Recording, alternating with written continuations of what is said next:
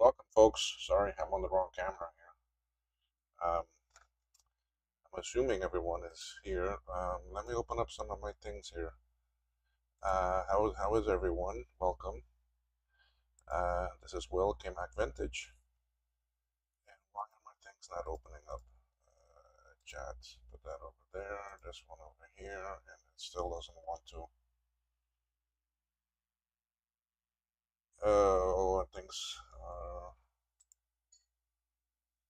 are they working? I don't know. Okay, let's close this one. Open it back up. Oh, not that one. Give me 1 second here and let me get this straightened up.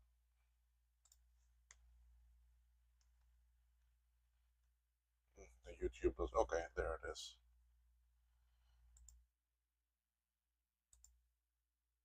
All right, there's that one, and let's see if we can get if I can align. This mouse is giving me a lot of trouble. Okay, and let's go to that one. Okay, so I'm all set up on this side. Anyway, what I'm working on here. Well, I did a lot of shipping out today of items. I had like 11 shipments to send out. Most of them were our lovely SC30 compact cards, the new version. So I had them built, so I shipped them out today. But what I'm working on here is something. Um, Joakim, when he was in that, when we met in Chicago over at HVCF, let me try to center this a bit more. Okay, I need to shave too. Anyway, when we were at VCF, he gave me this card, which is the accelerator card for the SE and some other ones. It didn't have the processor in it. I put in that processor. But he told me he couldn't get it to work. He was having a lot of trouble with it and so forth. So he gave it to me and said, hey, give it a shot and see. He said he couldn't get it to do anything. So this morning I pulled it out after I came back from post office, and I went and looked at the soldering work and that, and in total I found about 7 legs of different chips, or like one on this one. One of them had like 3, and some other ones that were not soldered. And he told me he wasn't doing anything. He wasn't even getting a chime with it. Um, so then I fixed those, and I have a SE sitting right here.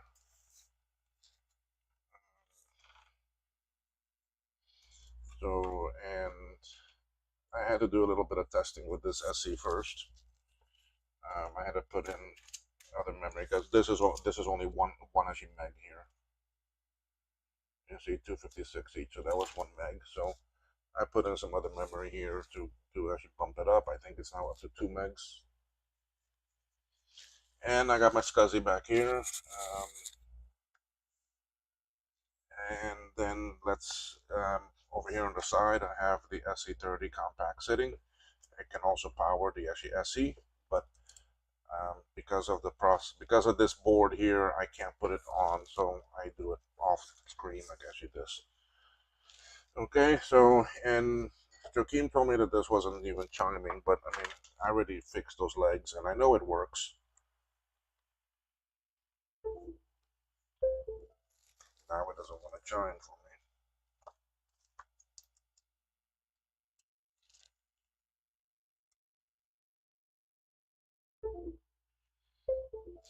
Let me see if it even comes up.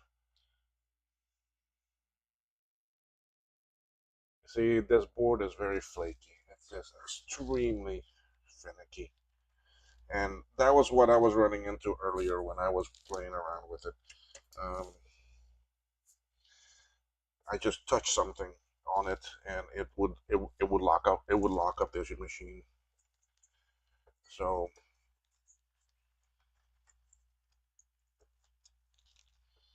let's see what happens.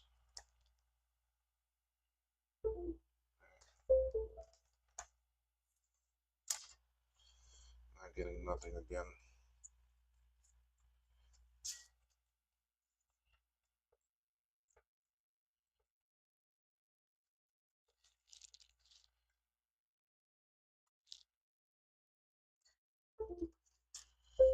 Alright, let's take it out first completely and see this machine.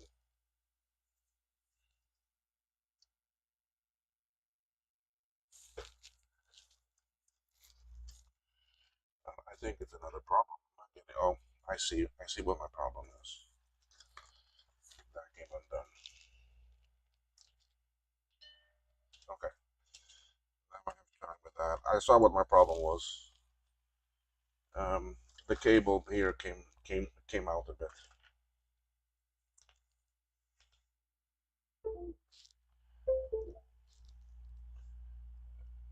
Yeah, you see, I still got something with this not sitting in right because it will boot now. Hiya, folks, whoever's there watching. Thank you for coming in.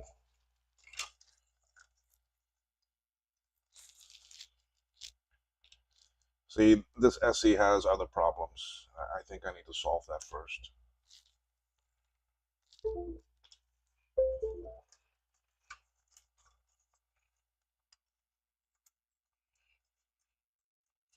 It's an SE that I had sitting on the shelf for a long time.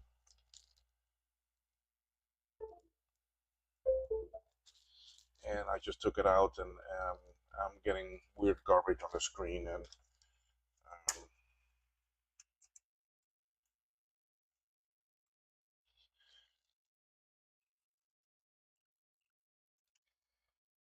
it was pretty stable a little while ago. Around 2 hours ago, I started playing around with it, and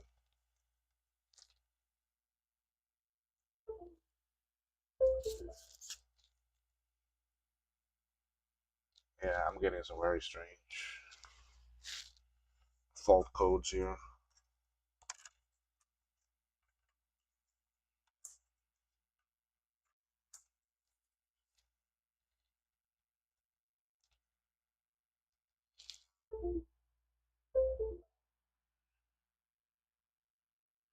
And like now it's giving me E and then actually 29, and earlier it was giving me E actually 20.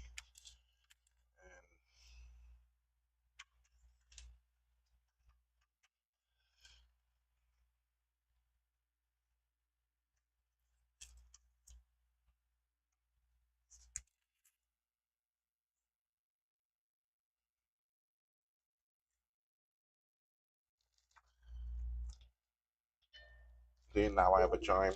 It's this memory here. See, now I'm getting a chime, I'm getting a screen, and I have pointer. Let me just make sure I get boot. These plastic clip memory sockets are always trouble, even on the SE30s, and that's why most of the time when you have trouble with any machine that's got these plastic ones, switch them out if you can. All right, so let's put this back in.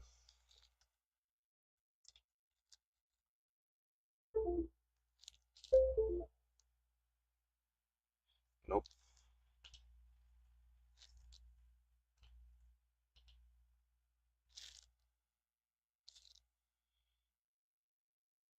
Nope.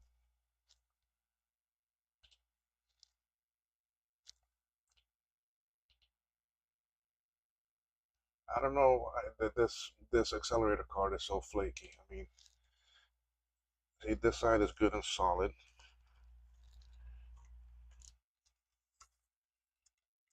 Really, there's nothing to this. There's no bent pins or anything here.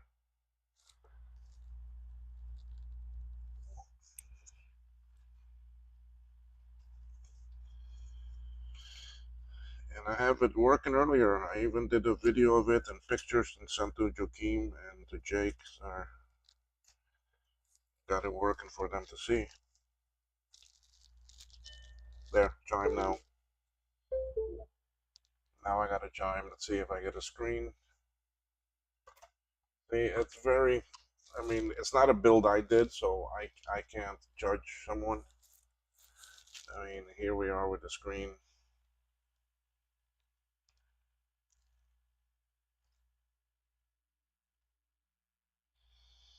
So not really, this doesn't give you too much additional power on an SE. I mean, yeah, it is a 6830 chip. I mean, um, how much can you do with this? I mean, you can only go up to 4 megs with the memory on this machine. So there it is running. Let's see here.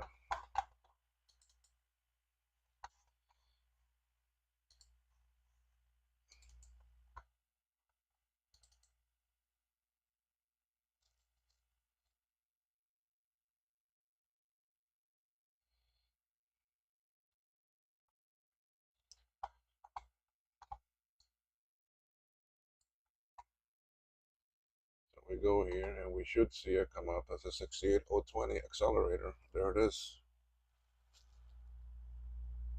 All right, 2 megs of size. So I really don't know much about this actually accelerator at all. I'm waiting for actually Joaquin to wake up and tell me some info about it. He's in actually China right now.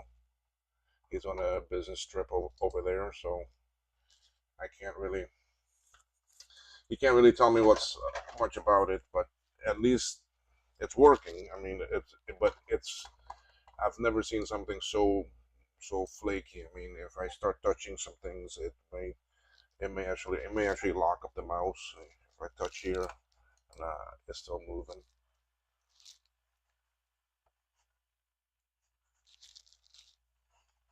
But anyway, um, it is working. I think some of my issues is this SE board. I have 3 other SEs. I can take their board down and I can take them down and test their board and see. But for the rest, hey there, Mark. How are you? So anyway, this is the first accelerator I've ever touched and worked with, Mark. I don't have many of them. This is a dead CPU. I think it's dead. Anyway, so I am testing out this accelerator to see what it does. Um, you probably missed what I was saying. Joaquin gave me this accelerator when we met at um, VCF. He said he built it and he could never get it to work right or to get a chime out of it. Um, when I looked at it today, I found like 7 legs total of these gal chips that were not soldered. So I soldered them in. I put in the CPU and it works. So I'm happy with that. Um, it actually speeds up the SC a little bit, but it's still a bit flaky. I still have some problems. Now I do know there's some issues with this board because when I connected a tech actually stepped to it. Um, although it would communicate, it still told me that there's an issue with the SCC chip, with the modem handshake, and more than likely that's going to be one of these actually resistor packs back here that is bad, and they always go bad, which is one of the items that I'm going to be building today. These actually resistor packs. I'm going to be making some more of them. And a matter of fact, we're going to start doing that from now. I'm going to shut down this machine. It's still running, surprisingly. So, you see, now I get a sorry system error, and it's doing this on the screen. And all I did was I clicked the mouse for me to go and shut it down. So still something with this accelerator that's not perfect. So we'll just kill the power on it and let's get this off of here so I get some space.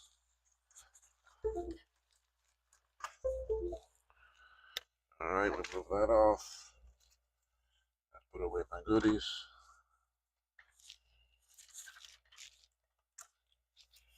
I need to take out this memory because this is my memory.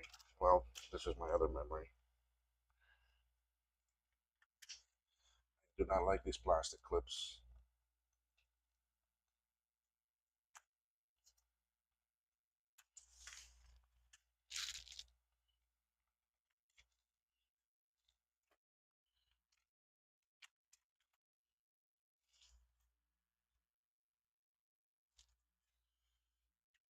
This is the memory that was originally in this board. I mean, this is a SE machine that I overhauled a while back.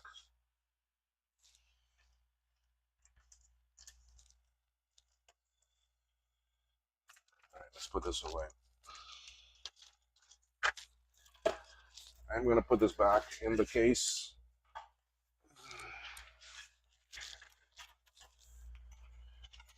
I am so glad I don't have to lug this onto my bench every time I need to test a board using my. That is version 608 that I was booting up. I'm glad I don't have to lug this big thing on my bench anymore when I need to test one of these machines. And my floppy cable came out. And that's going to be a pain in the ass to put back in there, way down there.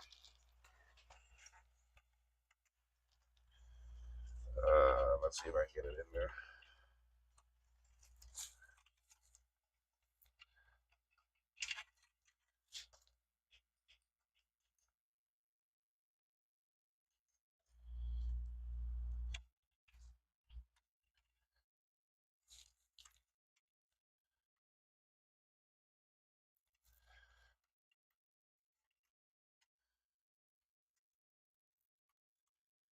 What are you going to say, Mark? Remove that bracket.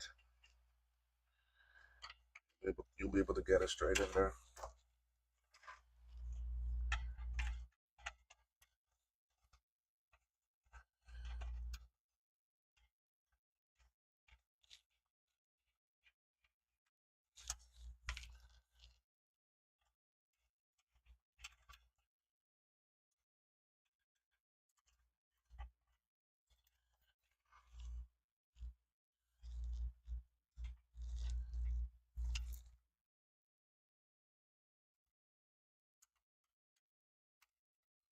Okay, it's in there now.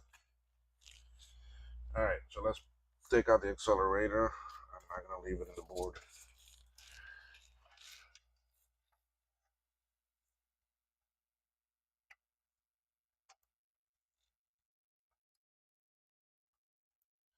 So nothing special with this SE. I was just using it to test the accelerator.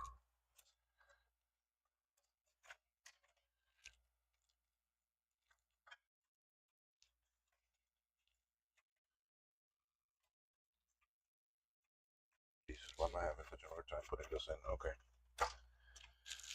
Alright.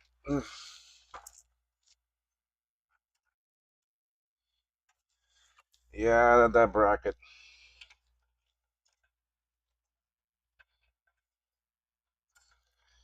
Alright, let's put power back in.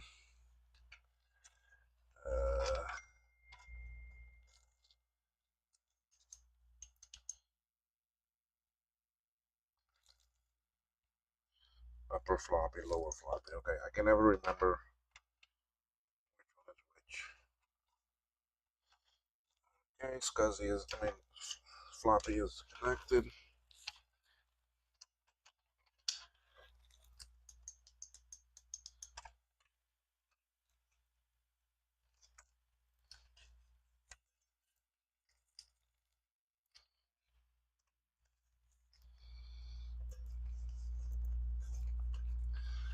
Alright, SCSI's back in.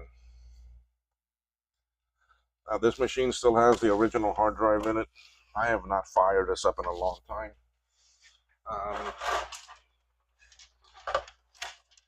When I redid this machine, I did retrobrite it and everything.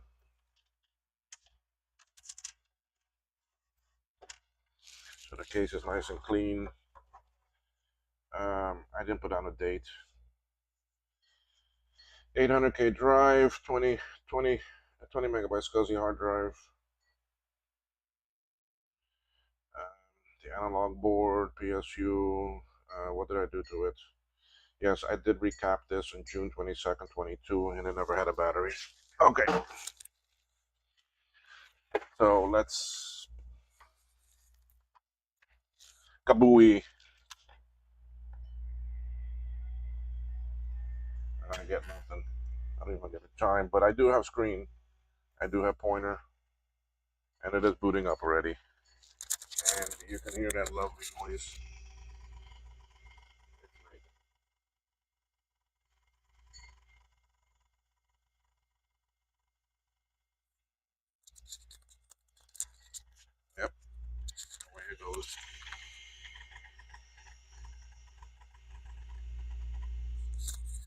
The old spinner hard drives, boy, they can be noisy. And let's see. Yep.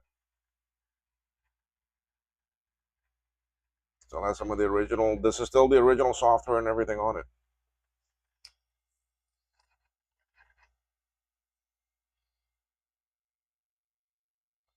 Owned by someone by the name of Brian.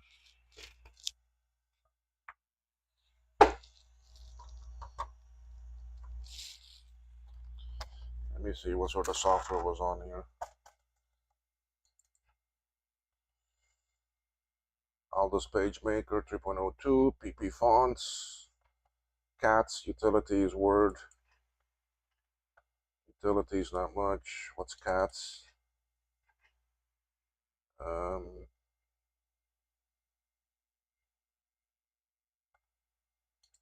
What is this Cat 2.04? It's a program. I don't know what it is, but let's see. Oh, calendar, activities list, and accounts list. Okay, well, that is Cats.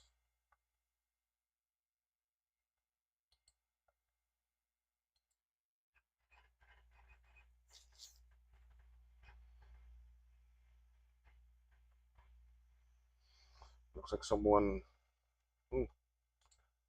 Interesting data. Anyway, I'm not going to sit here and go through all this. I want to build those things I need to build. Anyway, but here it works.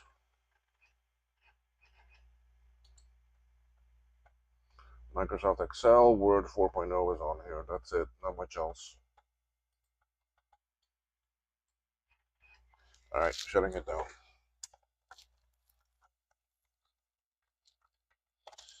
Noisy clunker of a drive.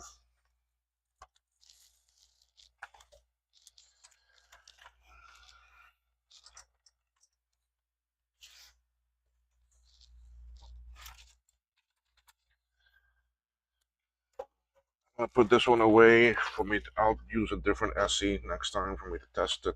For me to test that card and work with that card.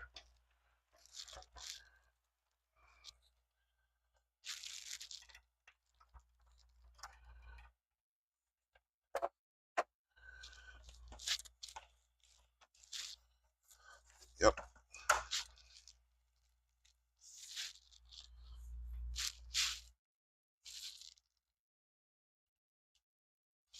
This is a SE. This is a SE that I'm just putting back away. I was using the board for me to test out this accelerator card that is made for the SE.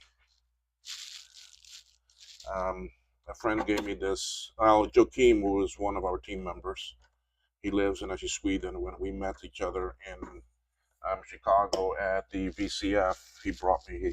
He gave me this. Told me it wasn't working, and if I could take a look at it and see what it is. And I did. It turned out it is working, but not very stable. And the card had some bad soldering done on it.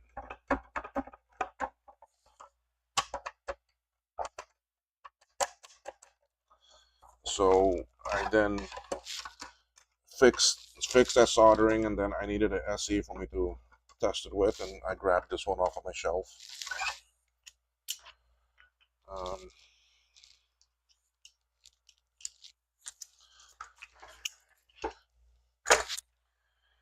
So the card somewhat works. The SE, oh my god, this thing is heavy with that hard drive in there. It's one of the heaviest. Oh crap! Look at what I forgot.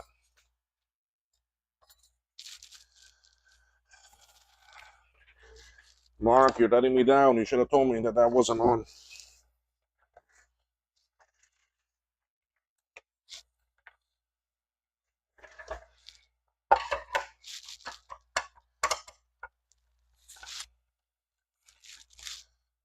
If you're still here, Mark.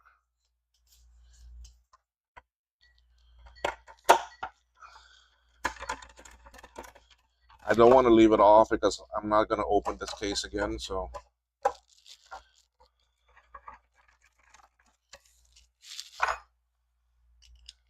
I'll take this off and put it back on now. Yeah, Mark's probably gone.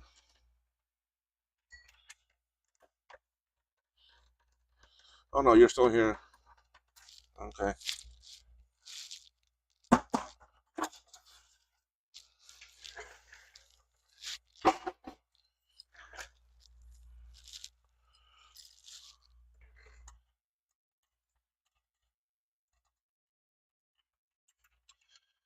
So now what I'm going to be building is the Born replacement resistor network. Then, if time, I may build some of the RTC chips that I need,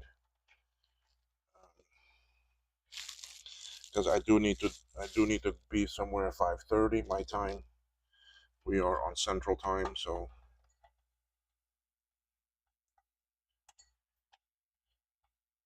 all right, that's back on.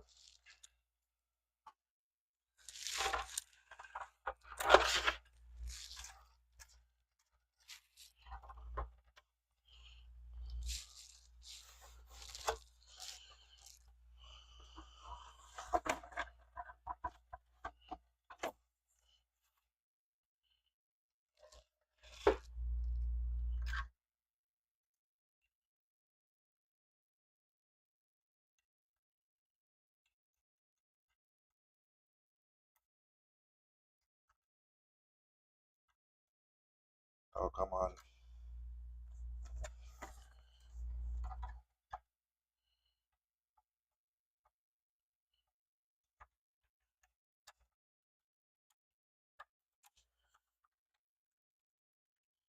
All right.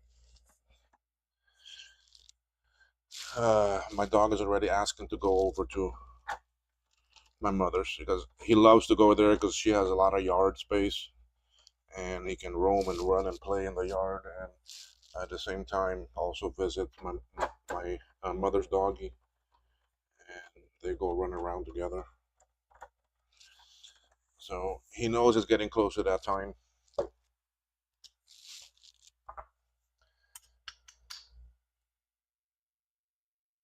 You're there till 5:35. Yeah, but see, you're Eastern, so that's 4:45.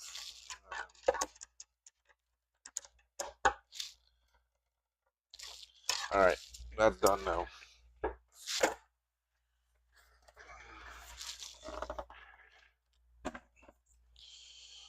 Okay, we'll put that aside. I don't need it. I don't need those tweezers.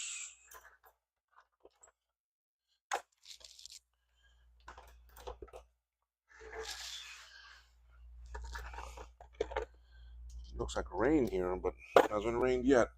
Okay. Anyway, so what am I gonna make? I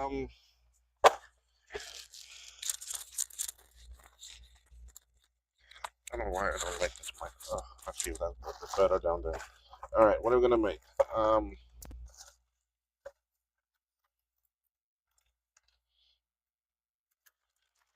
These are new ones. I did buy some new ones. I don't know if it's. I need to find my other bag. Where's that other bag? Yes, I know where it is. Okay, yeah, I did buy some that are exactly. These are the network resistor chips that are used by the SC and SE30 there on the backside. They fail quite often, and they don't make them no more.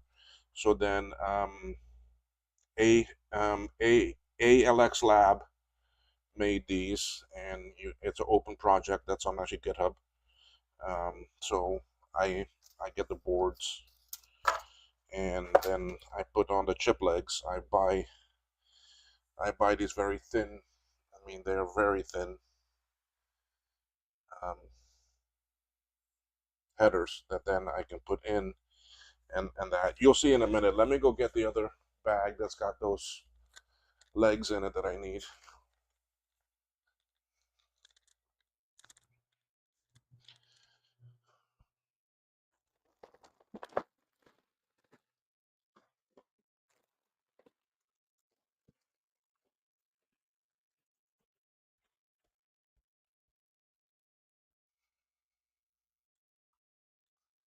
When I go to the scope, you all will see exactly what I mean by these legs.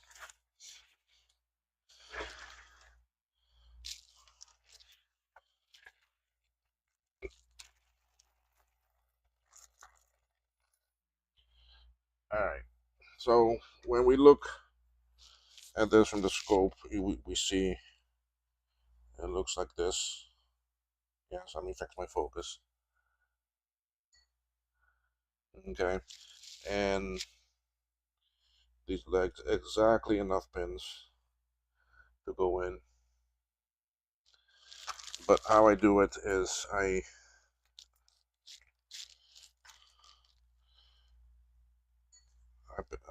basically put in like that. Then I have a socket here that I use, uh, and then I put them in. I get another one, another set, and I put it on this side.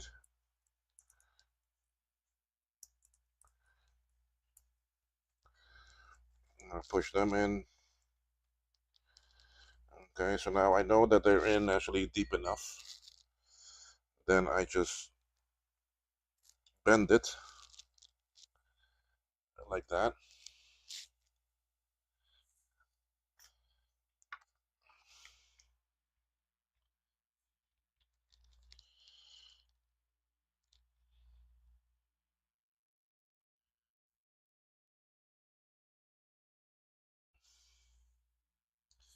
And now I can just solder this away. So waiting for my soldering iron for it to get hot enough. Okay.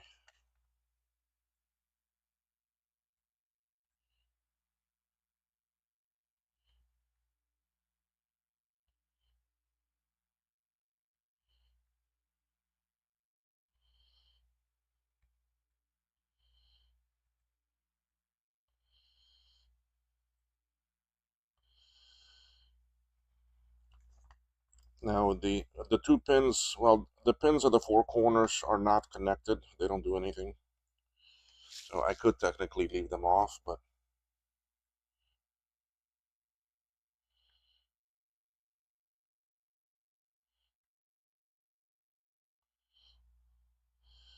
surprisingly, these things, I sell out of these things so fast.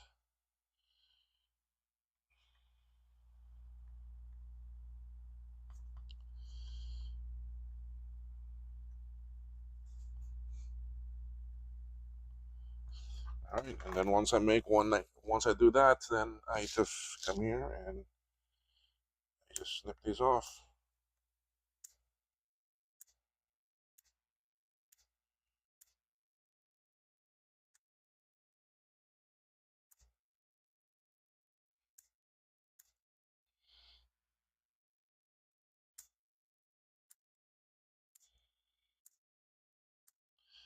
And why I use these pins instead of normal standard pin headers is that you see on a chip the well, this is a socket, but you can see how thin these legs are. Now these that I just put in again too, you can see how thin they are. They're very thin. If you were to use normal pin headers, show you. All right, you can see the difference in actually thickness. Look, see. And what happens with that when you put this in, it's so much wider, and it will bend that back more. You see, like here it's already bent. I've been using this like actually crazy. It will make this gap way too big. Okay, that the legs gotta go in. You see how it bends it? So I don't like to use these because it could make a socket. It could make the socket useless for if you ever put in a normal chip again. So I would prefer to do it this way. Okay, so did that one. Now let's go do another one.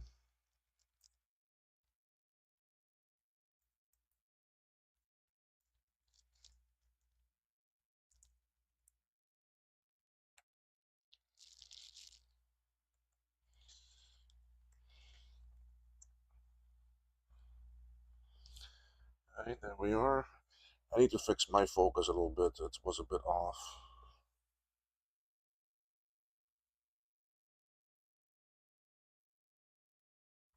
Yeah, it's a nice solution for it. I can't take the credit. Joe from Joe's Computer Museum does the same thing, and seeing him use them, and that's where I got the idea from. So credit goes to him for it, not me. But it's how we share everything.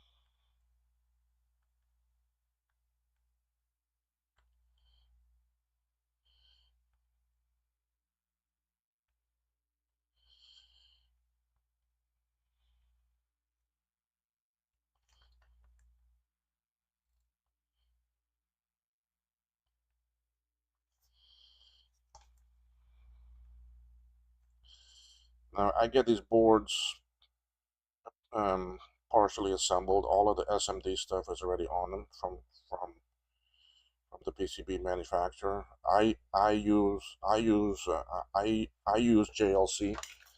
I haven't had any issues with them. They've been very good for me.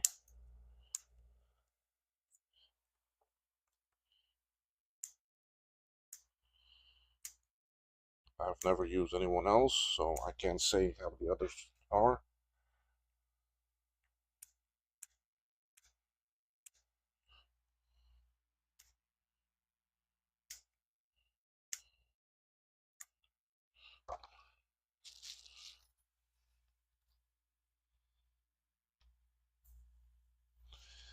Resistor packs are okay. Like uh, on this one, they work across from each other. Okay, so if I take a meter, okay, and I measure across, it's gonna come across this way. You see, I'm getting here 49.9 ohms resistor. Okay, so now with a resistor pack, like actually this, okay, all of these are the same value. Okay, if I'm not mistaken, there's a 25 ohm here.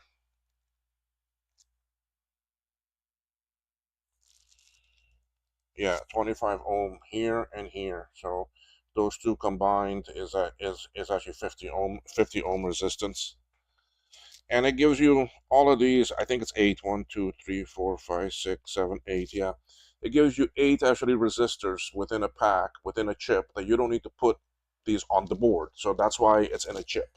Okay, that's why it's called an actually network. All right.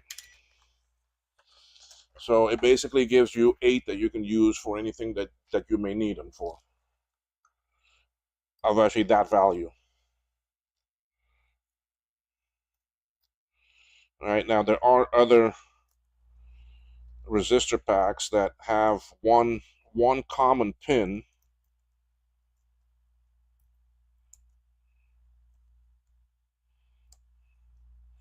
Okay, for example, if I take a SE30 board, okay, we have some actually resistor packs right here, like this one right here. All right, let me give you focus. Okay, now this one here, your common pin is this one. So now you go and measure on each one. So you go here, and I should get 1 K, and here, and here, and here, and so on down, all the way across all of them. So I have 1, 2, 3, 4, 5, 6, 7, 8, 9, 10, 11, 12, 13, 14, 15 in here. Okay. So I basically have 15 1K resistors in this one chip. So that's 15 of them that I didn't have to put on this board.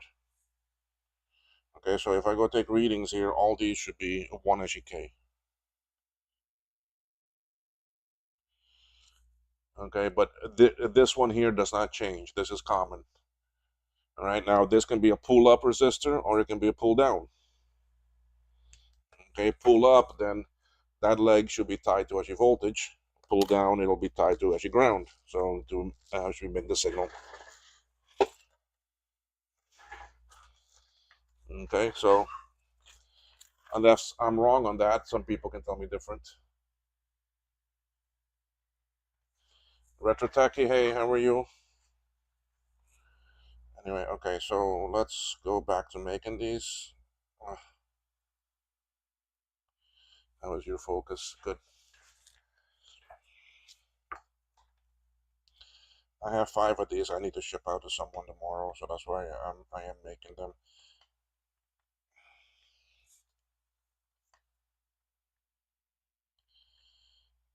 Just I don't have any more really. I have a couple here, but I use those.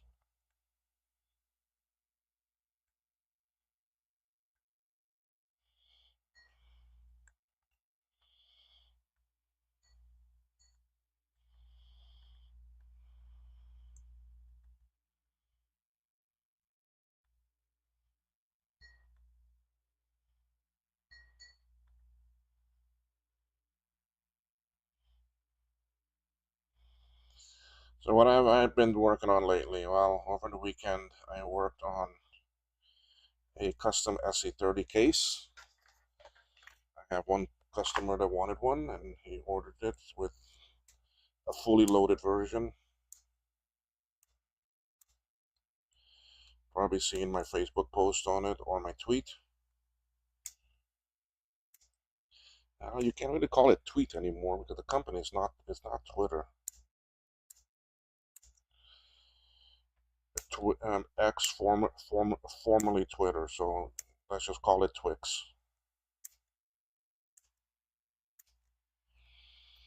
Okay. So now these 3 are done. That's it. Okay, now I can just snap them off of this board. How I buy them, they come in a sheet like I see this. Okay, so I've got actually 3 of them across. 1, 2, 3. 1, 2, 3, 4, 5, 6, 7, 8 down. So 8 times 3, 24 on this one sheet. So, but I still got some more on this strip here I want to make.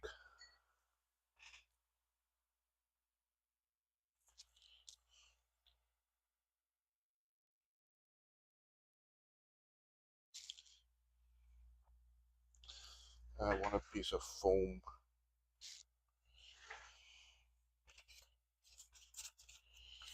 Hold on 1 second here. Hey. So yeah, I was making that SE30 case, and that came out very nice for the person. It's all done. I mean, I custom make all my cables.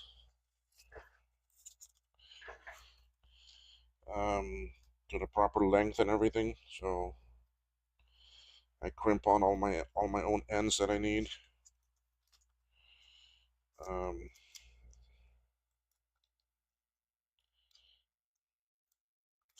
just I realized I was short some items, so I had to order those.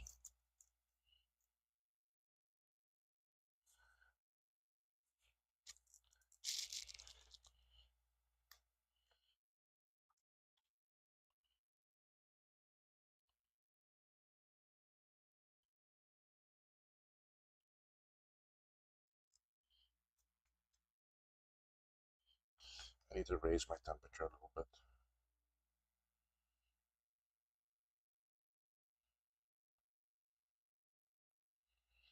I like it to melt a bit quicker. I was sitting at 350, so I raised it up to 380. The other thing that I don't like to solder from left to right because of how I am right-handed. So if I come here now, you see, if I go and solder this, I run a chance of remelting this one because of how I hold the iron.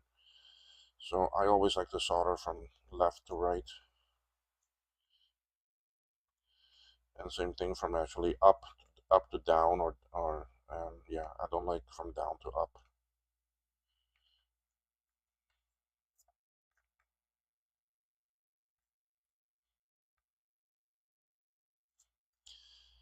My old soldering iron, after a year using it, it finally died. It is identical to the one here. I knew I had a spare, but I couldn't find it, and over the weekend I found it. In the meantime, I already ordered a new one that's sitting in Miami for it to come to me. All right, this one done.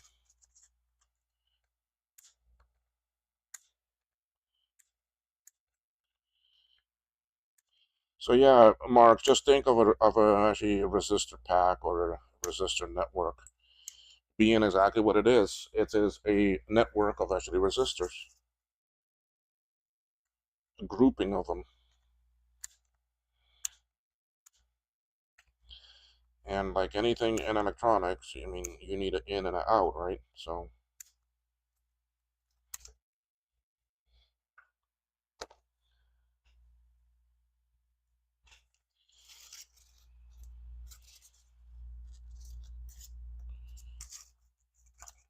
okay, so now I love that I got why I didn't want to use those other pins I had because I bought them and they are short, 2 pins on each side. So technically I could use it because I could put it right here. I don't need those pins at the corner. Okay, but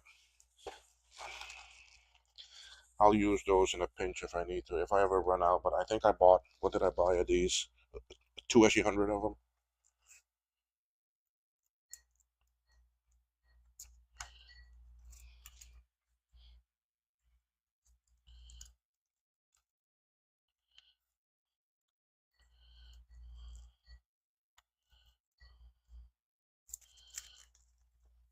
So I think I have enough to last me for a while.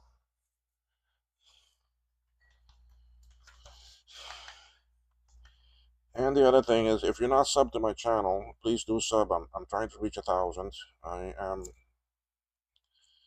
a few shy of 700. I think I'm at 691. I was 692. I lost someone, but that's all right.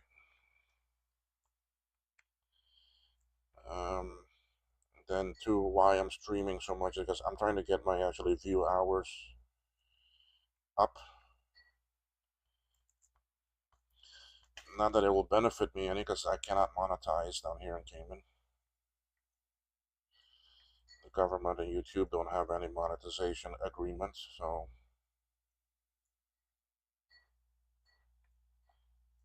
But still, it will help with when I got good viewership that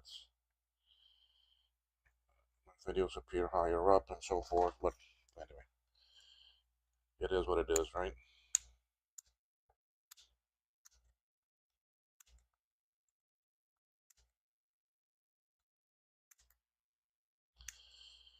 Beyond that, I hope everyone had a decent weekend. I was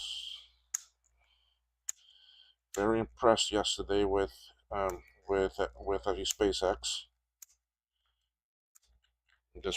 This Starship and their stuff it's just amazing.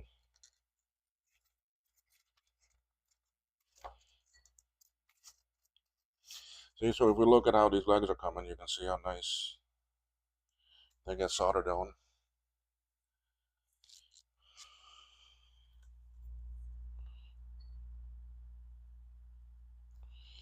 So I'm sorry if it's boring right now with just making these things a repetitive task, but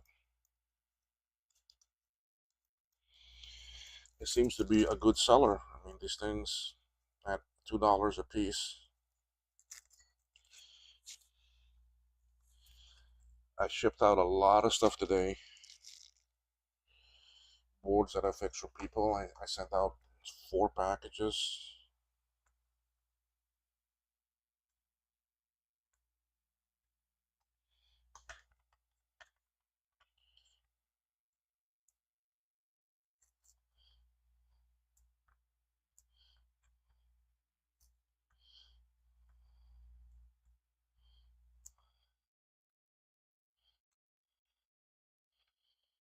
I sent out a bunch of items that were sold.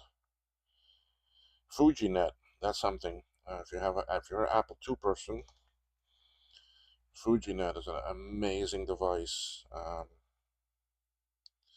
We started making them and selling them after the developers or the creators of it asked us to help them out because they can't seem to keep stock. Although it is an open source project anyway. But they came to us at VCF and asked us if we want to build them and sell them. Sure. We sell them at the same price as everyone else does, $90 for a whole kit and caboodle. And what is it? First off, it is a SmartPort drive. So you can put all your stuff, all your ProDOS files onto the SD card and you can load them. Um, the new version is also going to emulate the actually disk 2 drives itself, so you have write back available. But one of the advantages is that the ESP32 that's in it is Wi-Fi. So you're basically giving Wi-Fi to your Apple II. And you're giving it all of the normal internet protocols. And with that, one of the things it does is that there are servers out there that run a special software or server software that also created by the Fujinet people, that then they host files on there. And you can remotely mount any of those files to your computer and then boot off of that image remotely across the internet. You can also copy those files onto your own SD card so you have them offline. So that's something amazing there, that you can mount images remotely.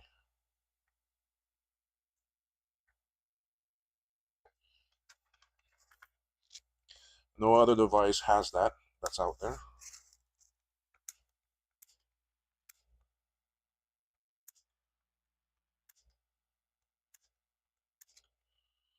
And they've written a lot of different helper applications and programs and that they're now starting to create some game rooms, that multiplayer games and so forth. There is a Telnet package that then with that you can connect to BBS, to the old style BBSs through the Fujinet.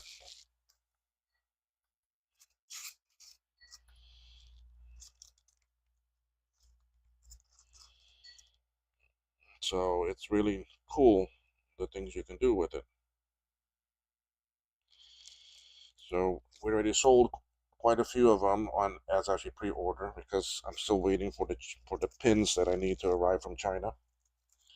But I have them just about ready. Everything is ready except for the adapter that I had to make. So, and I ordered the pins. They were delivered today to my forwarder in Miami. So they should be here soon.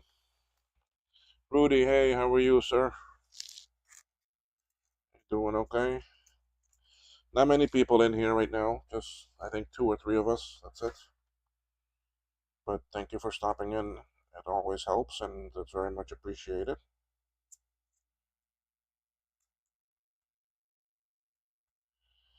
So I am making Bourne, and it's not Jason Bourne.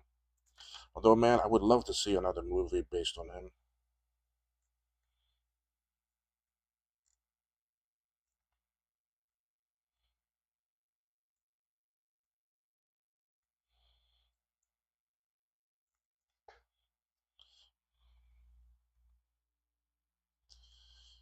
Because it's been a while, and they were always good movies. Yeah, so I'm making a bunch of these Bourne chips because I've sold quite a few that I need to ship out, and I want to try to ship them out tomorrow.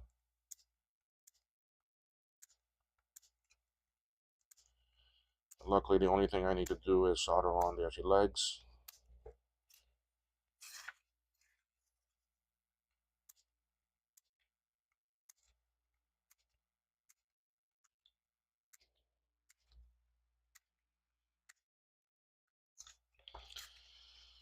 Okay, so that's another 1, 2, 3, 4, 5, 6, 7, 8 of them done already.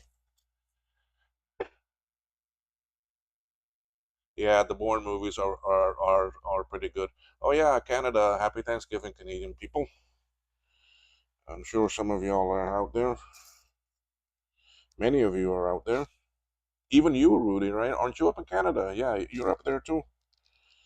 I'm going to go ahead and break these into the strips like that, because I find that was a bit easier to work on.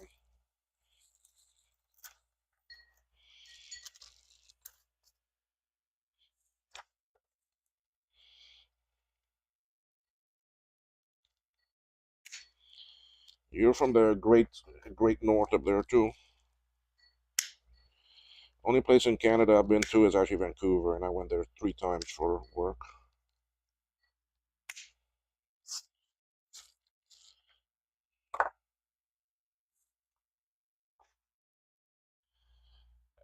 Al, Rudy, you're saying yes, I am in Canada, but then are you also Canadian? Because you make it sound like you're not. Just want to make sure.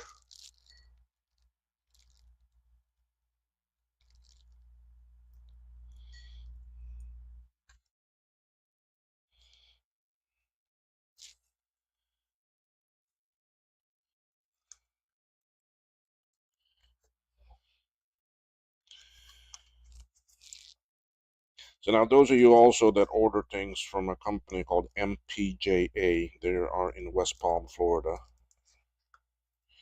I buy a lot when every time I'm there. That's where I go and get a lot of my stuff. That's where I get all of these headers from that I use. And last time I was there, owner was telling me is that he does not know how much longer he can stay in business. So if there's stuff that you buy from there, make sure you load up because they sell some very unique things that other places don't have. Their prices are amazing. And I would hate to see them go out of business because that means another supplier gone. They're a small little mom and pop store, and the old papa is still working in there, and so is the rest of the family. Although the old pop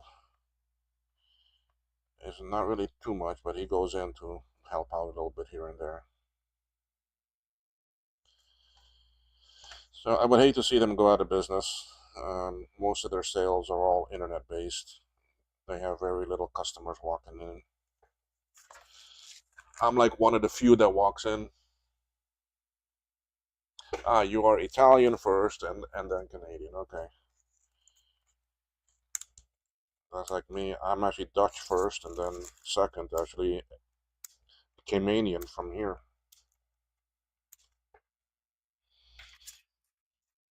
So first Dutch and never giving that up.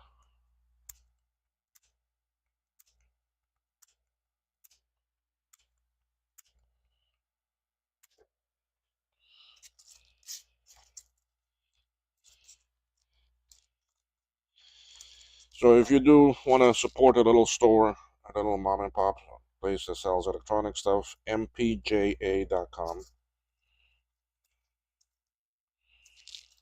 Um, Kind of hard to find things sometimes on there, but they they're a pretty good little place.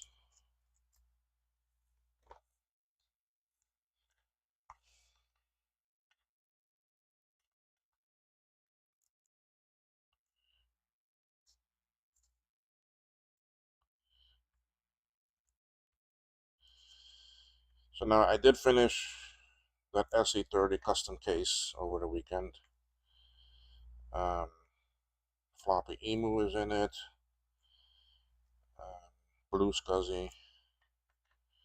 Floppy Emu, I had to add headers to the buttons on the PCB to extend them out because I have a special PCB that I put on new buttons longer to come out the case in front.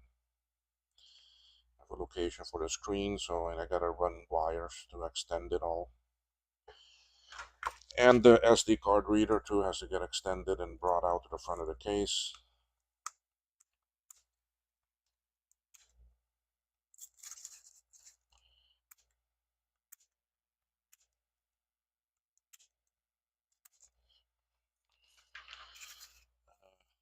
Had to make a lot of different wires because I bring out the LEDs to the front.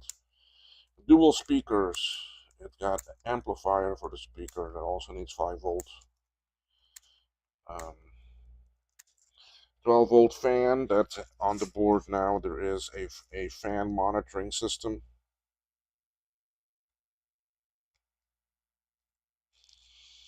You see, I didn't check things and I'm messing up a little bit. Anyway, okay, let's show you what happened here. I pulled out some of these things from the socket.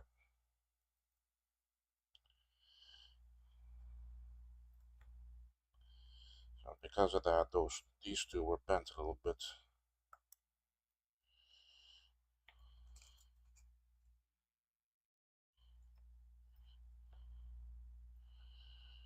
Okay, let me change sockets. I don't want to use that same one.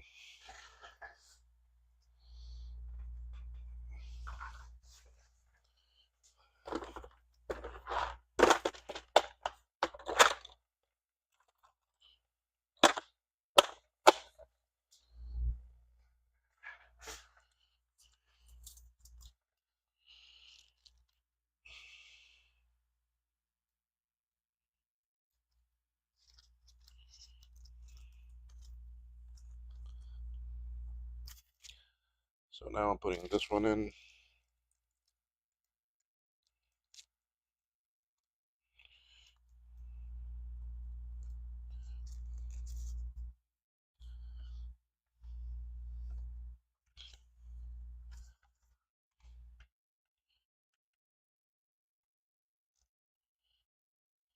Rudy, if you're still here, how is your diagnostic board? I'd love to get one.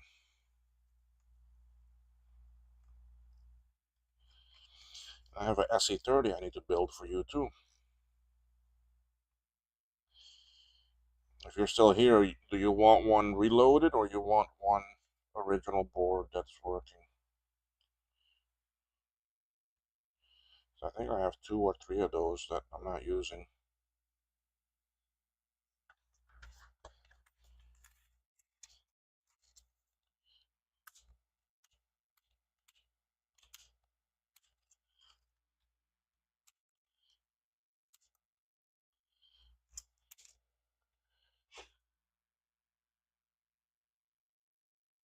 Yeah, wasn't it you that yeah, it was you that I promised the SE30 to, wasn't that?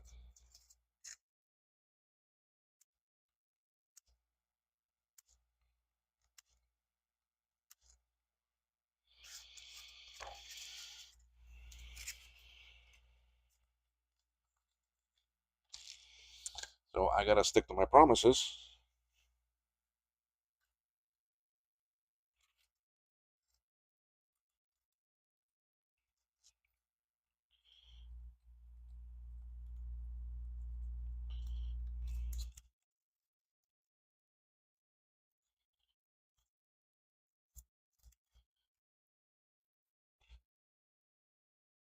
Okay, any SE30, okay.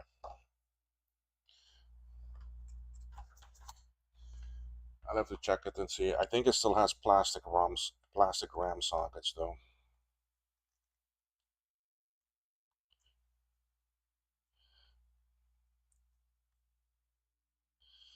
I want to get all these builds out of the way because I have a lot of new PCBs and things coming that take up my time when I get them. But I have some boards I need to finish. Still got 3 more SE30s I need to reload for someone.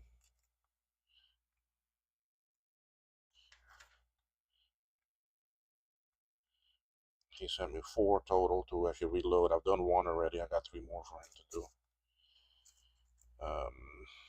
I need to finish. I need to find out on that CI that I transferred why the actually Nubis is not working. But people are telling me check on that crystal because that has a tendency of failing. It's a 40 hertz.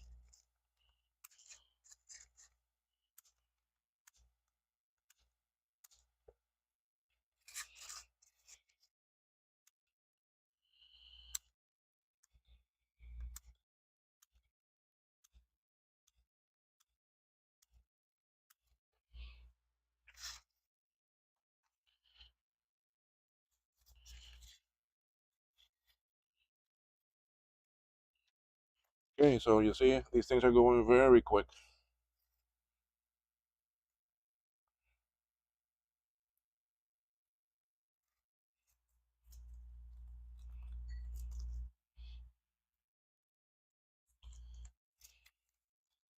Okay, so those are in there.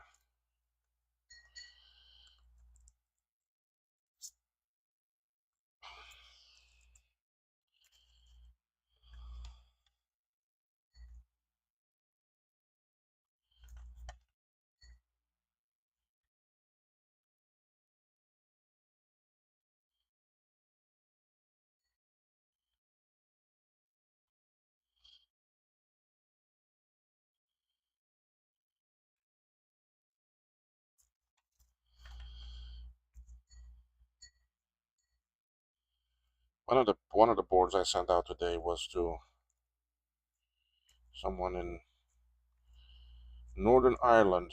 Sent me a SE30 for me to reload for him. I had a shipment I had to send out to Sweden and one to Japan.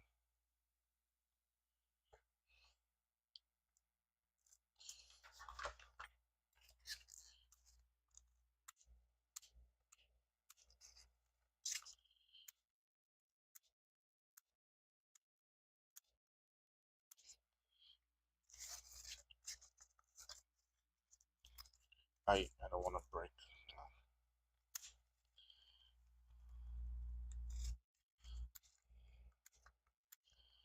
I already snapped it off. Yeah. All right, so those are ready. Let's do these other three. Well, my monitoring board had to be redone as I didn't add buffer ICs, but good thing that is now a 2-layer, not 4. Oh, okay, nice. Yes, a lot of times you need those buffers.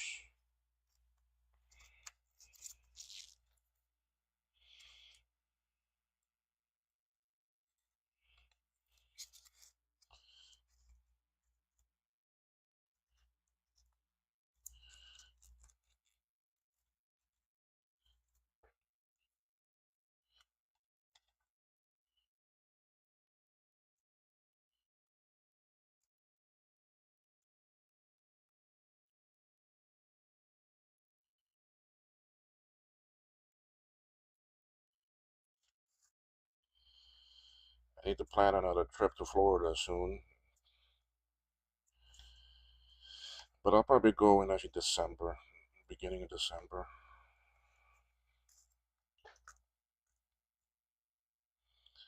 And Mark, yes, if you're still here, I'm going to bring up those boards for you. Because I really don't have much else to bring up because I am shipping them out of Cayman.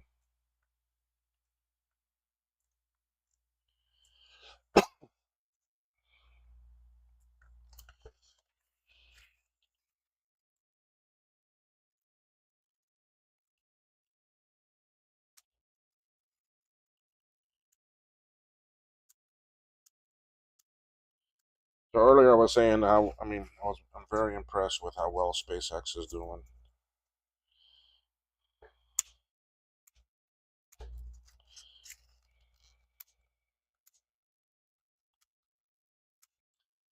Don't get me wrong.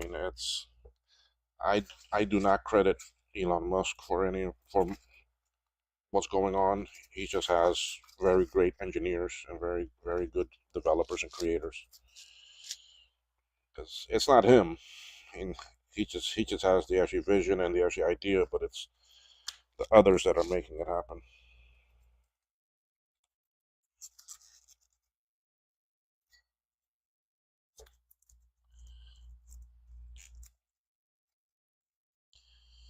But they did amazing with that rocket catch.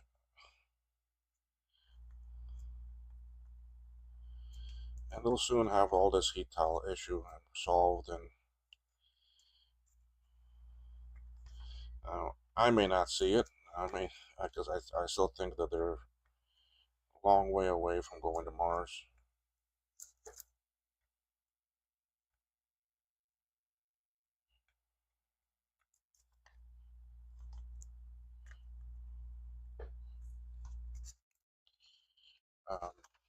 lot of light coming in from this window. Let me close that up.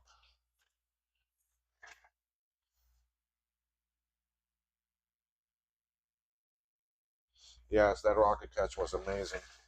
I knew they would do it. I mean, I never doubted it because I mean that's just the technology the way it is now, and how those engineers over there are. It's just amazing.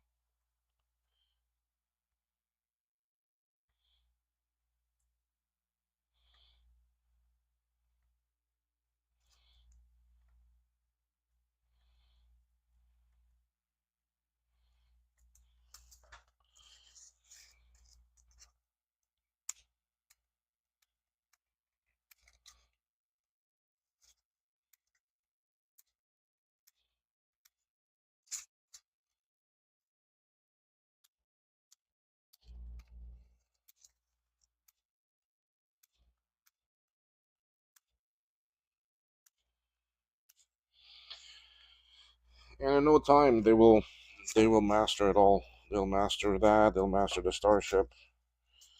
They'll get back to the moon with people.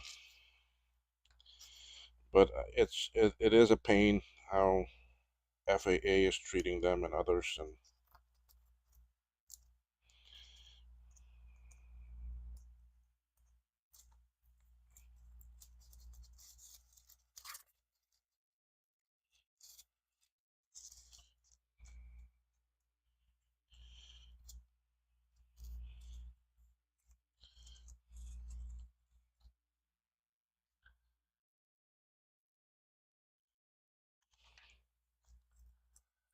so those that are joining, what I am making are the Born resistor network or network packs.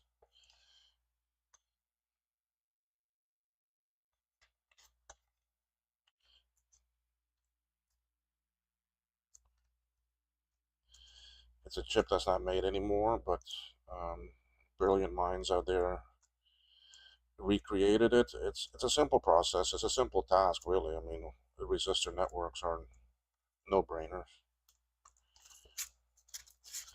So they created it, an open source project. Because I need them, I make a lot of them.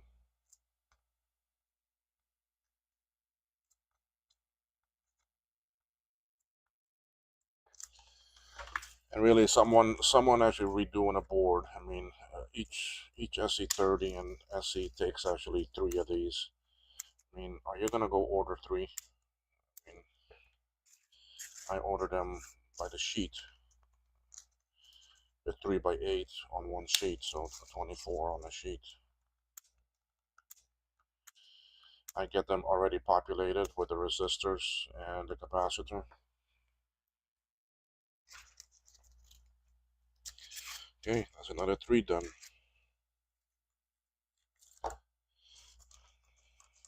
So 1, 2, 3, 4, 5, 6, 7, 8, 9, 10, 11, 12, 13, 14, 15, 16 of them already done.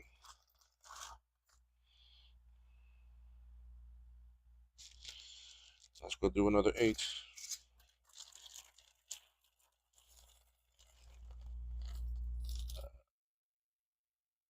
All right, Rudy, you have a great Thanksgiving and Canadian Thanksgiving and evening.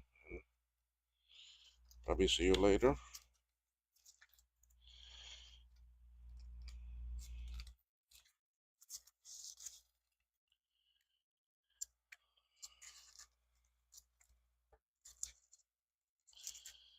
I felt sorry for the poor lady today in the post office. She saw me walk in with all those boxes and envelopes and that, and I swear, I think I was there for like an hour.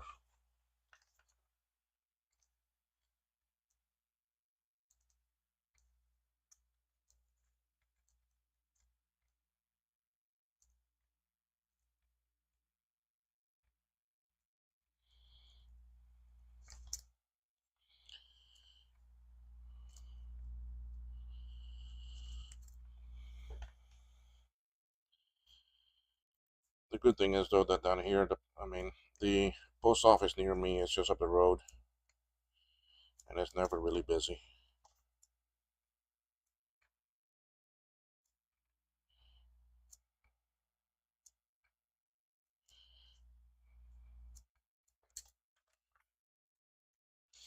And from here, I just use Parcel Post. It's not expensive. Um, for me to send like a mailer envelope to the States with Parcel Post is like $4 Cayman, which is $5 US.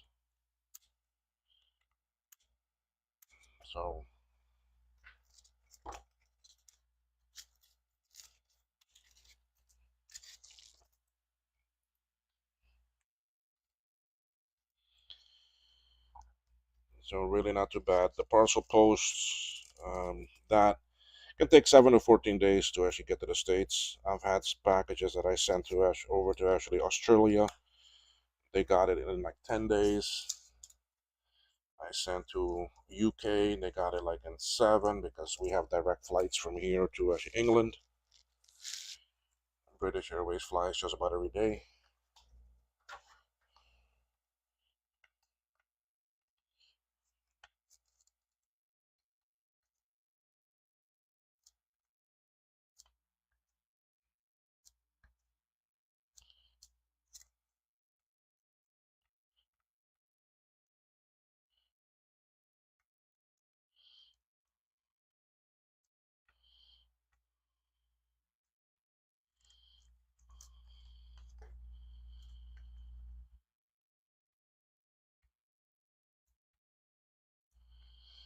I was so hoping for a video from Branca's creation over the weekend, but we had no actually live session from him.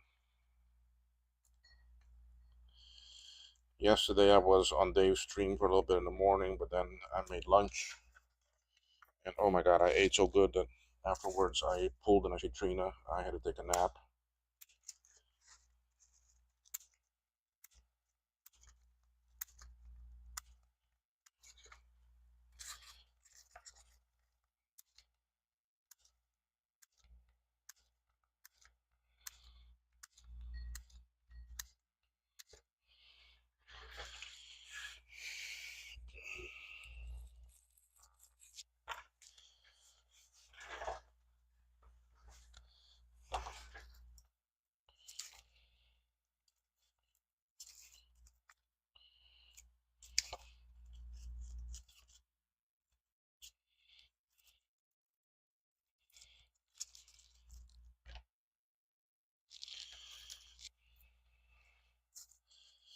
So now, those of you that know Trina, y'all would understand why.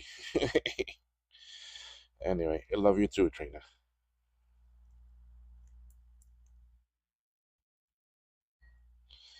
So the weekend went pretty well. Why does this one I want to go in?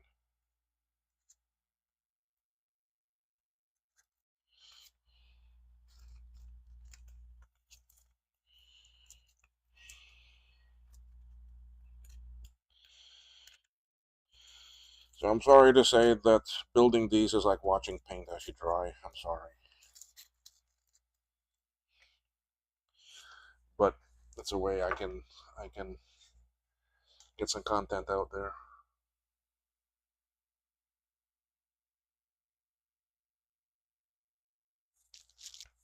Hope the focus as well. Yeah, it looks good to me.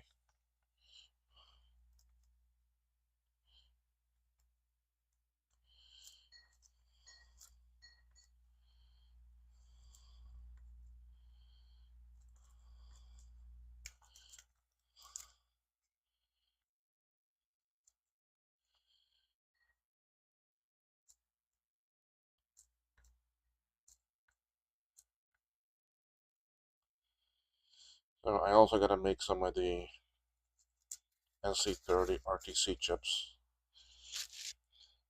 Those I two ways to make them. I can make them with actually hot plate and some solder paste, or I I just soldered them on.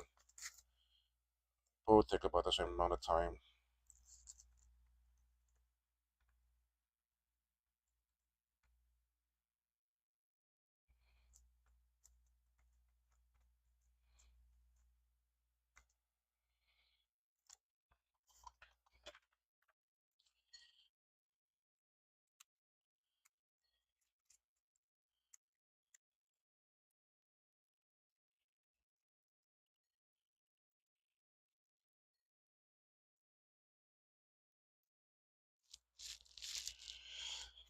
So depending if there's time, I may go to make some of those. There is an AT tiny chip on them that has got to get programmed.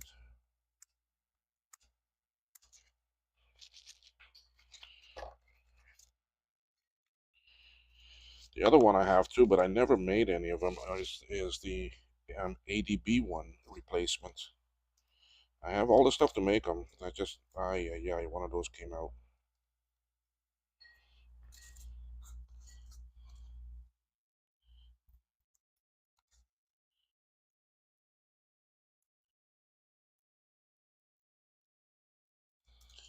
And that came out because of solder. It got soldered onto this pin.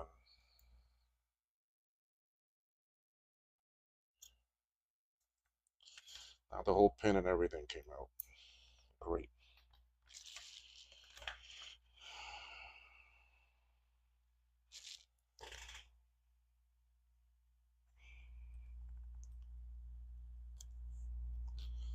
All right, now you're wondering probably how do I fix that, right? Well, this is the third one, fourth pin in. This is this pin right here. So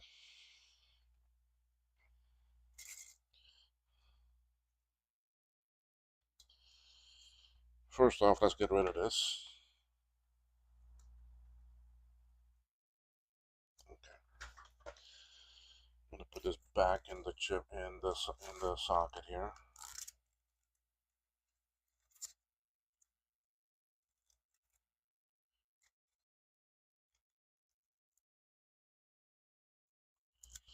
Okay.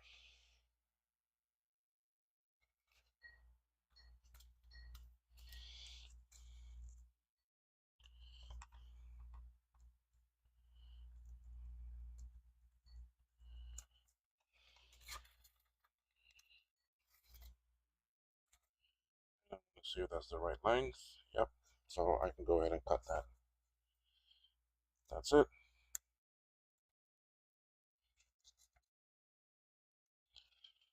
Always a way of getting what you need.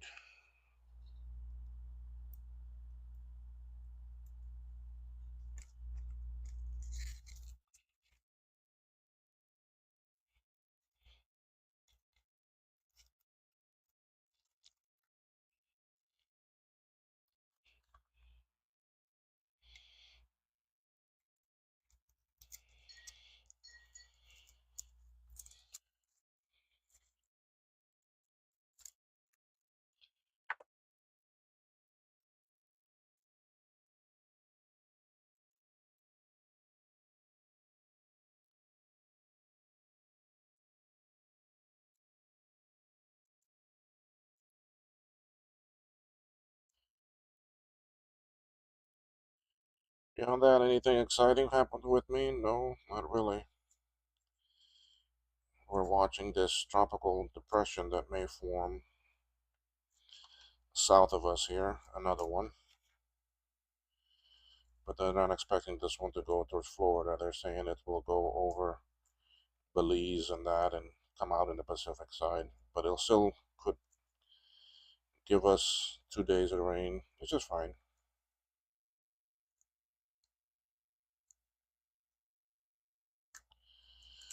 Very used to that.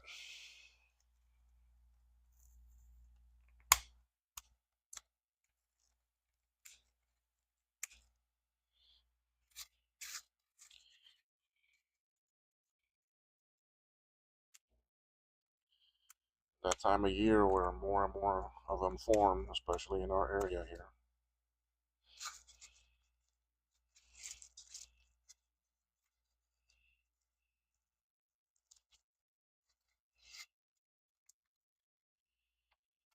Another one came out.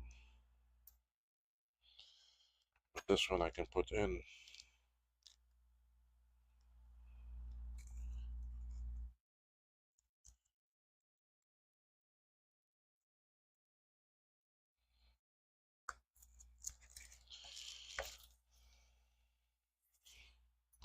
So who else is here watching? If you're in the chat, if you're in there, say hi.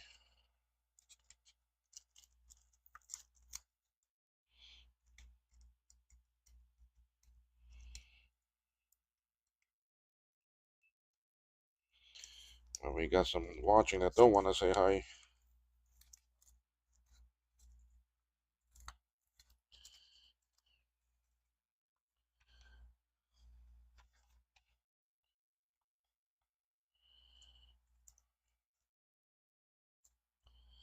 I'll try to do a stream starting tomorrow morning.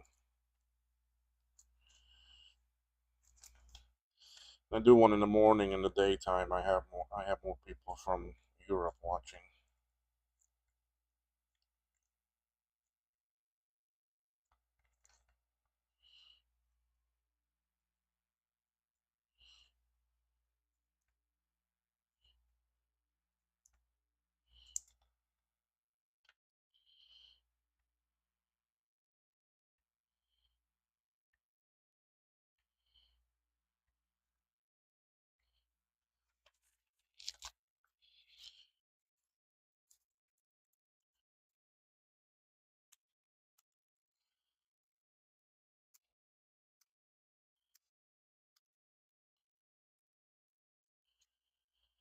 Oh, I'm sorry. This is like watching paint dry, guys. Nothing exciting today.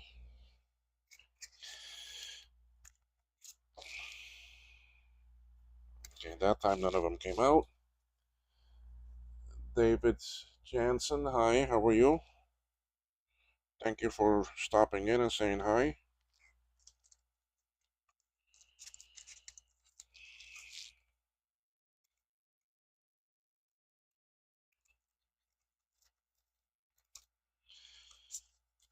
I'm very bad with remembering people's names and that and so forth. And if you've been here before, well, thank you. TJ, hi.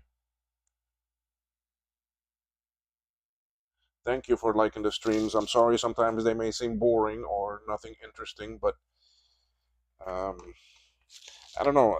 I'm not a person to go and do a recording and then spend days editing and doing voiceover and adding audio and music and all this stuff and artwork, graphics. Um, I see myself as why go spend that time doing that when I could spend the time streaming live or doing a video and just putting it out there.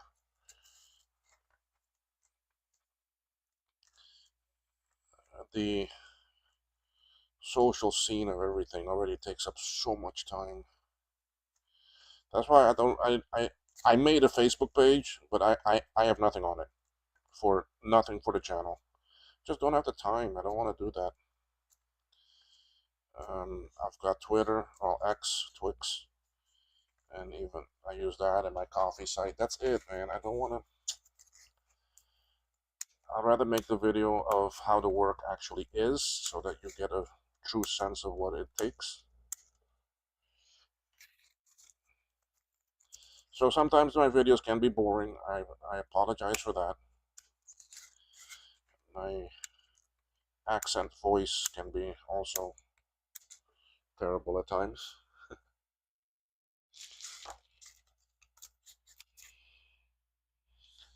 So then we have David and TJ. Y'all also into the vintage scene. I guess you would be if you're here, right?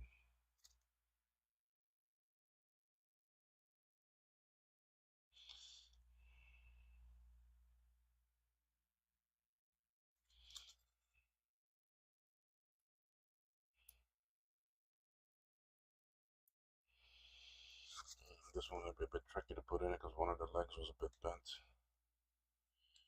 Okay, here we go.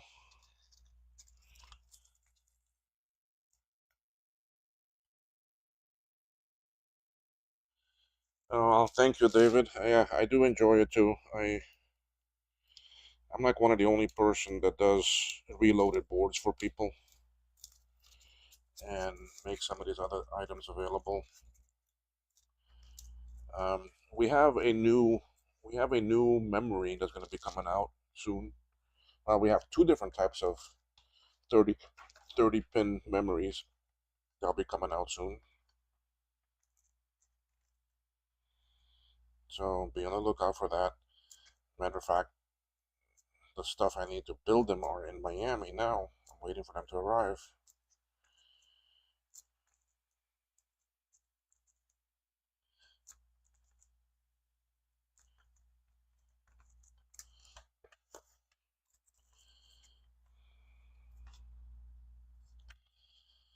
So it'll be very nice to have these items. One of them I've already done a video on, but I had to reorder the boards because we had a flaw in the board. Uh, so I don't know how many of you might actually remember back in the early 80s or so when they went away from DRAM chips and that. They made something called SIP, SIPP. Um, it looks exactly like a SIM, but it's got pins on it. All right, and they didn't use SIM sockets. I may have to junk this one. I think that is just ground.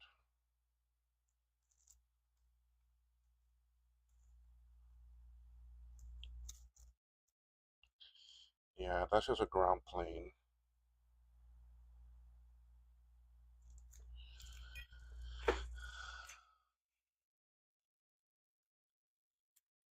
So you like the old Macs? Yeah, they're fun.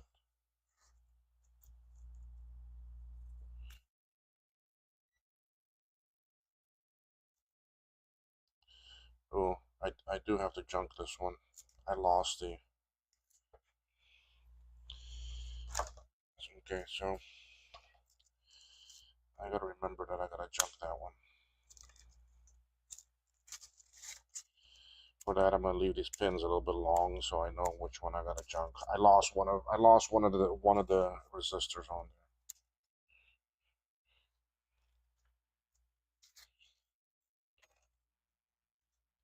See it they're missing right there.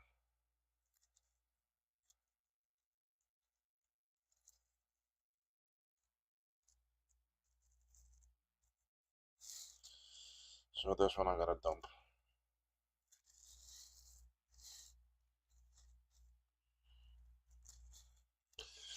All right. So anyway, yeah, SIPs came out back in the early '80s, and they they they they did not last long because the pins were getting bent and so forth, and then the manufacturer got rid of the pins and they came out with the actually SIM socket. Well, the problem is that those SIM sockets are not being made anymore. Very, very limited quantity of them out there. The stores that do have them are selling them at $10 a piece, and um, you can only buy up to 12 of them at a time from the store, from this one place that I know that's selling them. So I'm not about to pay that price. So we're coming back with the SIP chips, with the SIP SIMs. And basically, it's a SIM that instead of pads, it has pins on it, but we're using better pins. We also have 30 pin, very low edge profile sockets that these SIPs can go into. And everything lines up perfectly. You don't have to alter your board any. Just instead of using SIMs, you're using just normal low edge profile 30 pin sockets. And you can still use your memory. So we have that memory coming out. Um, They'll be in four. There'll be increments of 4 actually megabytes. For now, we may make a 1,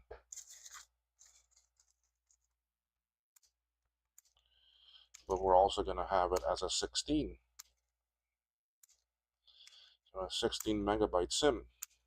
Well, SIP. Let's call it SIP because that's what it actually is. It's not a SIM anymore.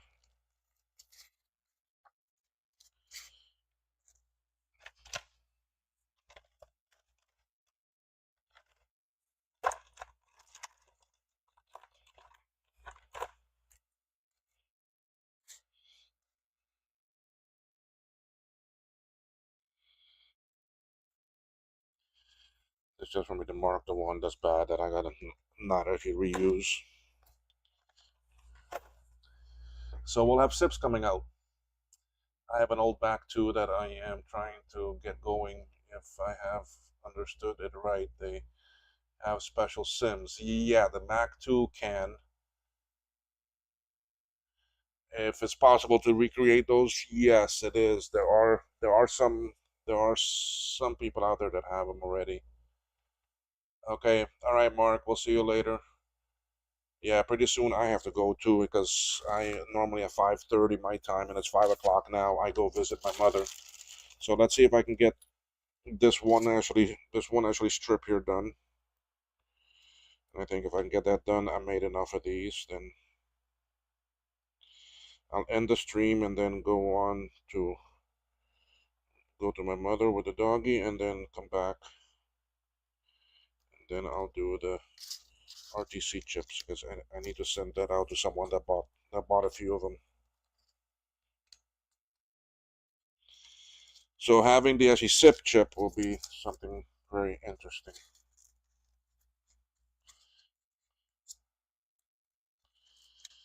So we will have the chips. We'll have the SIP strips available and also the sockets. And it's a very low profile socket to bring the chip because you can't go too high because then it won't fit in some of these classic Mac cases.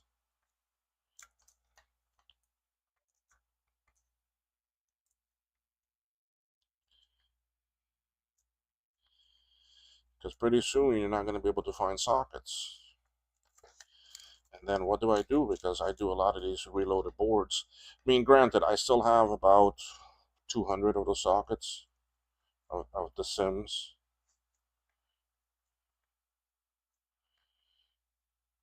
But when a reloaded board takes 8 of them,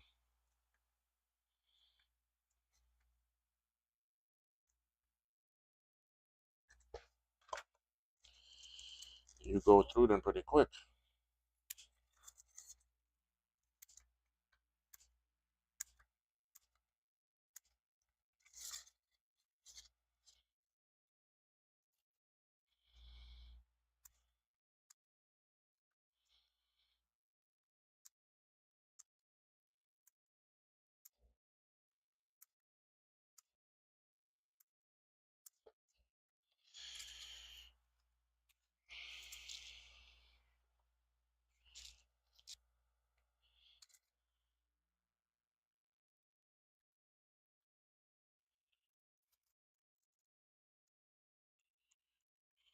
So that's why we're coming out with the SIPs. Um, we have some new ROM PCBs. Because we have the universal ROM. In some machines, they were not fitting because they were too high. So we have a low profile version coming. Better said, I mean, we're going to do away with the old style and they're all going to be low actually profile. So instead of 4 chips on one side, on the 8 megabyte one, what we've done is that we have rotated the chips and there's 2 now on each side. So with that, we were able to shave quite a bit of height off of it to make it fit better in like a LC 475 case.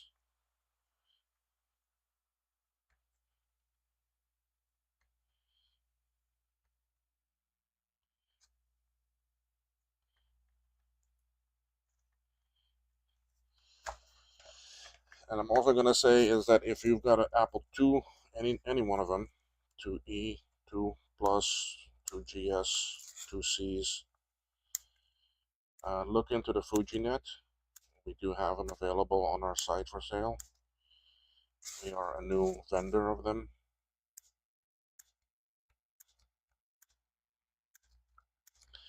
I'm being more careful now cutting these so I don't lose another one.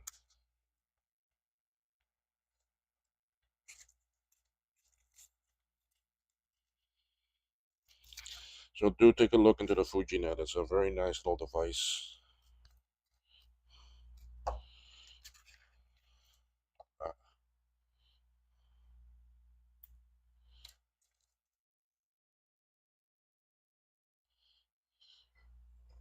you came out, but you're going back in there.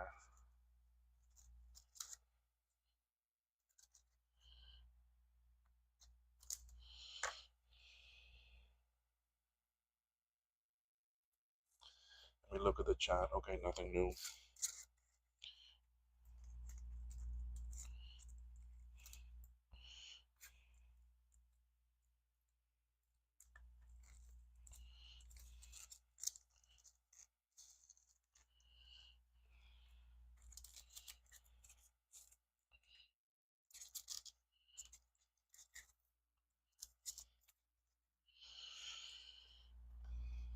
So on this one, on this video here, I'm not really repairing anything.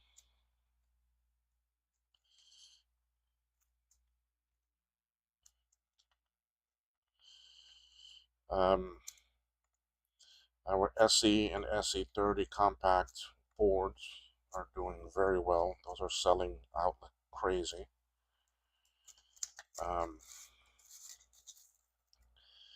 Basically, what that board does is it replaces your analog, your power supply, and your video in a SE or SE30. So you can basically run the board without any of those. It gives you HDMI output because it uses a RGB to HDMI built in. And you can run the power off of a Pico ATX or a bench ATX power supply. We have the classic version coming, but we found a mistake on our first batch of the classic one, so we have to reorder it.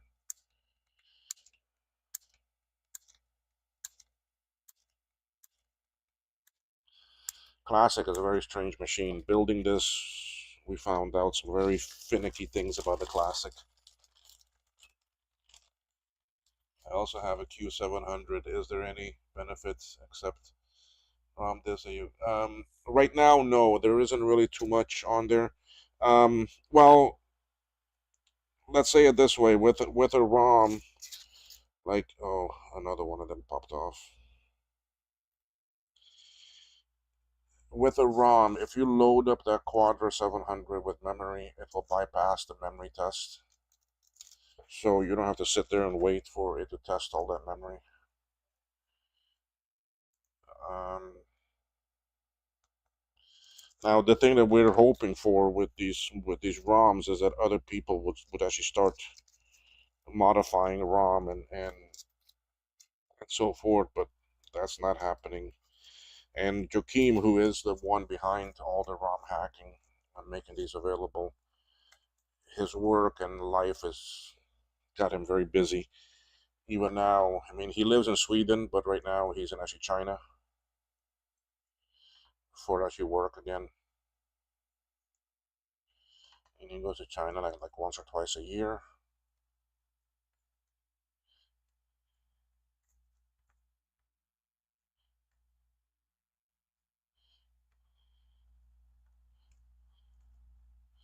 So he hasn't had time to spend working on the ROMs.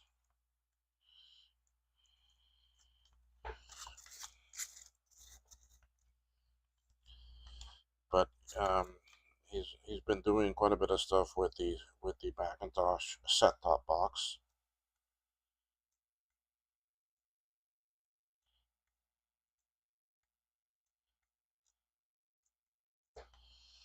So hopefully soon he will make that available.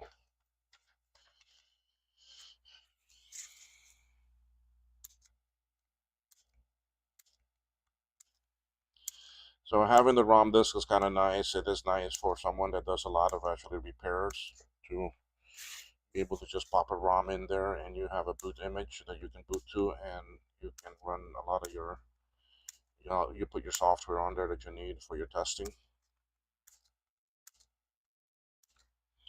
So that's one of the nice things about having a AFE boot ROM.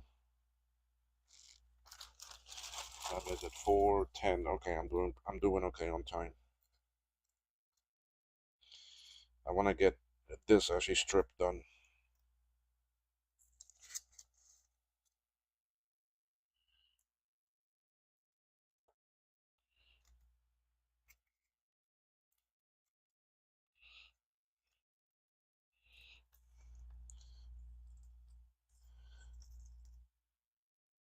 Oh, David, you're in Sweden too. Okay. Yes, Apple came out with a set-top box. Um, I don't think it was ever released globally, but Joachim has, I think, two of them over there actually.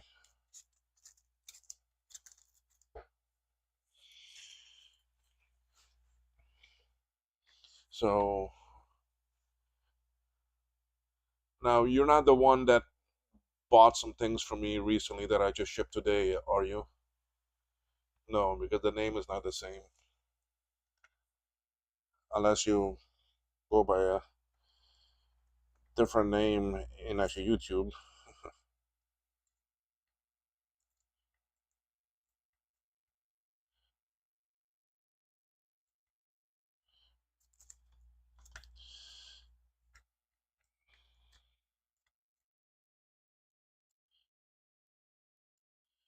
I know Joachim lives just across the waterway from from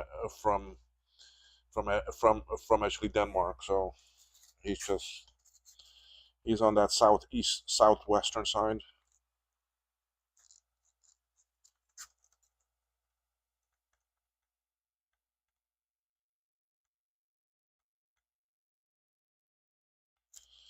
Because whenever he flies out, he says he's got to go into actually Denmark.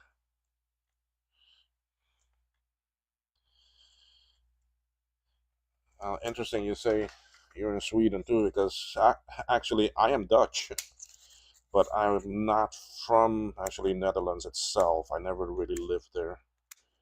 I am from the actually colonies in the actually Caribbean. From the islands. That's why I'm still stuck in the actually Caribbean. My last trip to Europe, I had to go to actually Finland and also Netherlands.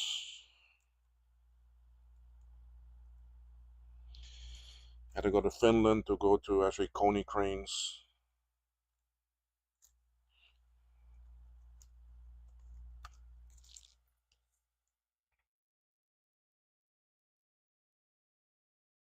Okay, you bought some stuff like a year ago. Okay. If you bought it, I mean, more than likely, Joachim actually sent it out to you instead of coming from Cayman or the States.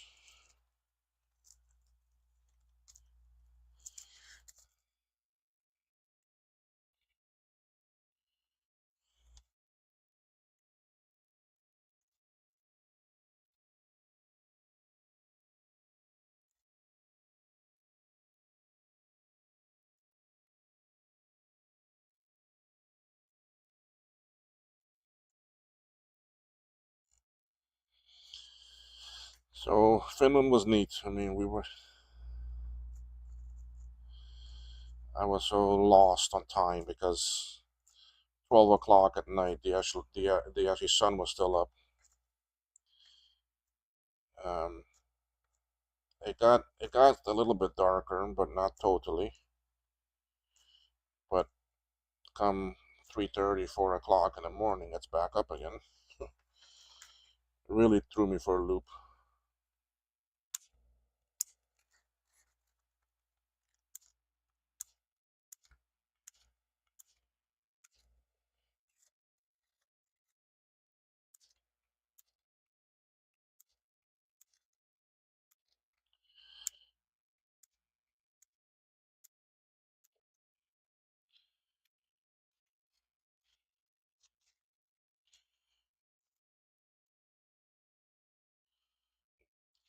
That one keeps on popping out all the time.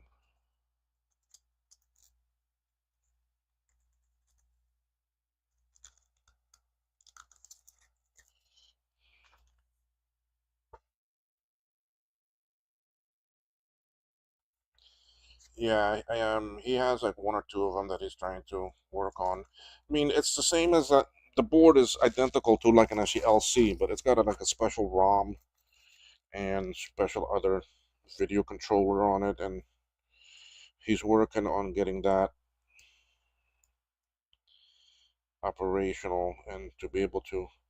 I mean, the thing is, won't be able to do much with it because set the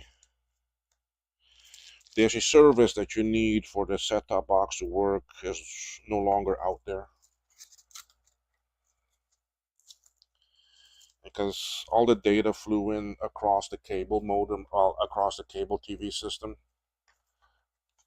So a lot of, I mean, so the only thing you can really do with it now is to use it as a LC machine.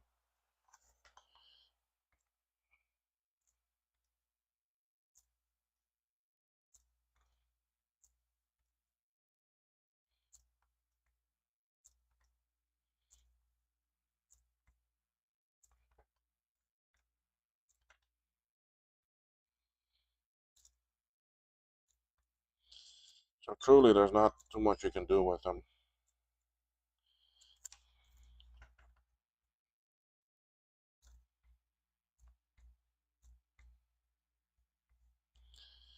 If I'm not mistaken, it's pretty close to a LC 475.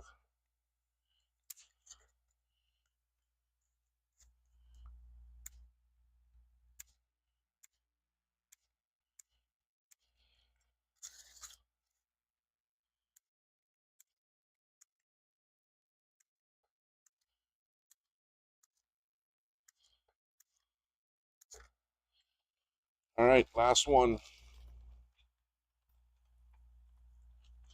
Um,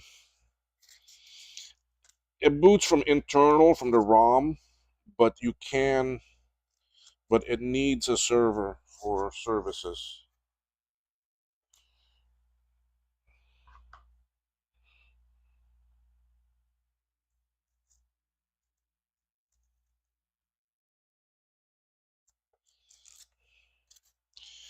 Might be time for a new socket soon, but I'm on the last one now. And if I build any more of these, I'll build them off stream.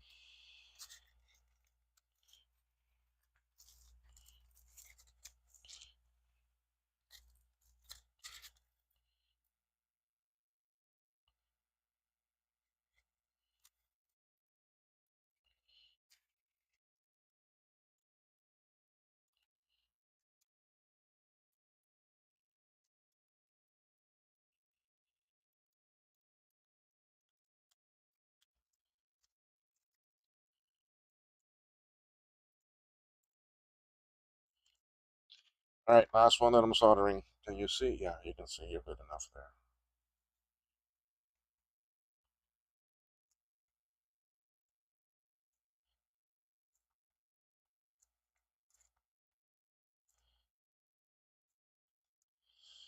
And the video controller and output is different too on that set-top box.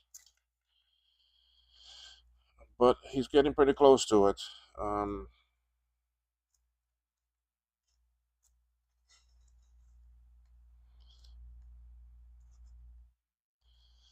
Apparently they got like different ROMs too, so like a red one and a green one or something like that. I really can't tell you much of it because I've never played around with it. I haven't even seen it. He just tells me.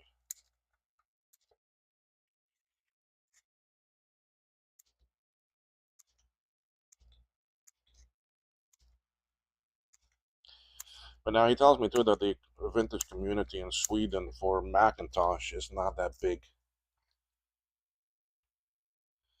Thanks for the advice on the SE30 with the bad SCSI. It was indeed that single trace from pin 23 of the SCSI controller to the data bus line with the bodge and on just the trace. It works. Amazing. Thank you so much for giving me this feedback. Um, 99% of the time it's going to be a broken tray somewhere, I tell you. Okay, so I finished these here, so I have quite a few now, I think.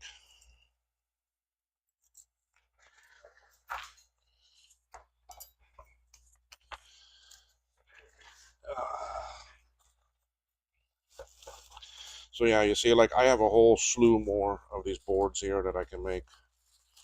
Um,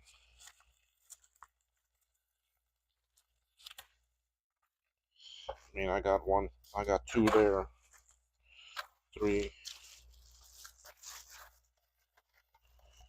four, five,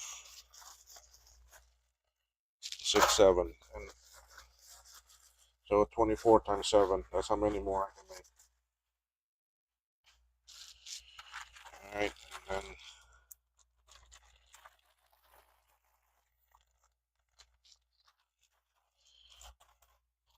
these are the wrong size. But now you can see how it is to actually make these make these boards. So 1, 2, 3, 4, 5, 6, 7, 8. So here's 24. 25, 26, 27, 28, 29, 30, 31, 32. So I got 32 of them ready. I'm going to check them and make sure, well, 31 because one is damaged. And which one is that? Here, this one.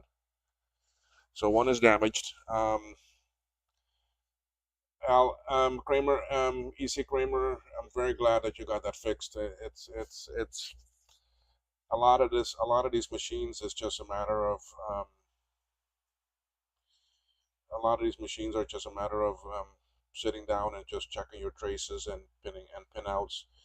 Um, Adrian's latest three videos, I think it was, about the SC30. One of them hasn't come out yet. It is on this. It's only on his actually Patreon.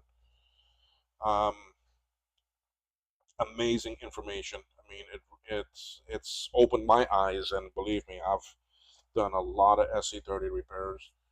Um, but I learned some things off of that is I never knew before either. So it was very helpful. And that's how I learn. That's how I learn my things. But in my noggin, it's kind of hard for me to actually remember everything all the time. So what will Joaquim do if David, I think Joaquim is just gonna wants to get that machine to actually boot up into just normal Mac actually OS. So he's still working with that.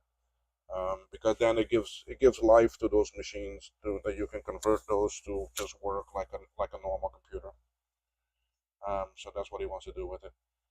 Um, Now, E- EC Kramer, I don't know if I'm saying your name right, but anyway, um, the other thing with that board now too, though, okay, that actually corrosion is all over that board, and it's probably on the inner layers also. So, um, and it'll probably continue. So, in a year or two or three or whatever, you may all of a sudden find something else is not working.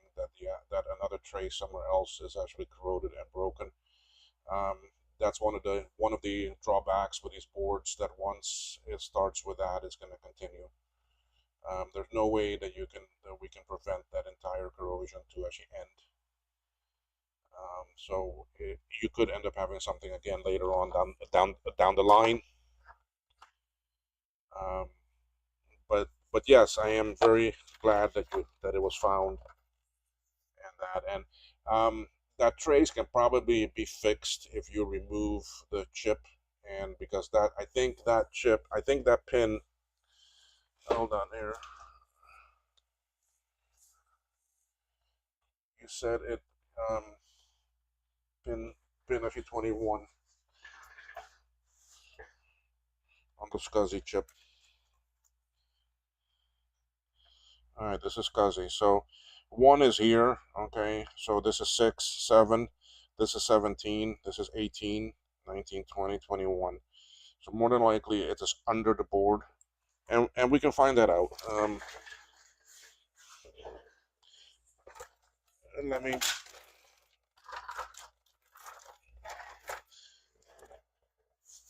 this is an original SE30 board here. This is the SCSI chip.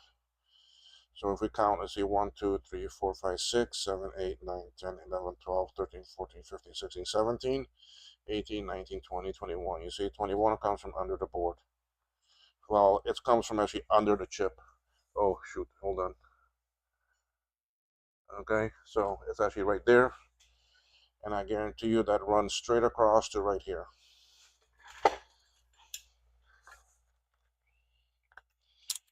And if we come out over here, 18, 19, 20, 21, and I bet you straight across. Yep, there we are. Okay, so your bridge from here to here is broken. All right, and if I'm not mistaken, that's going to be inside the board.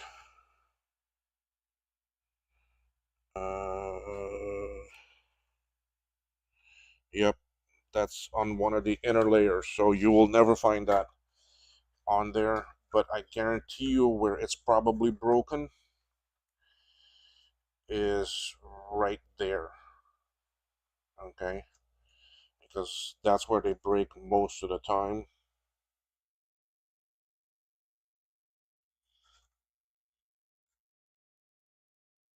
Okay, right here, right where the pad comes up with a little piece and then joins the via.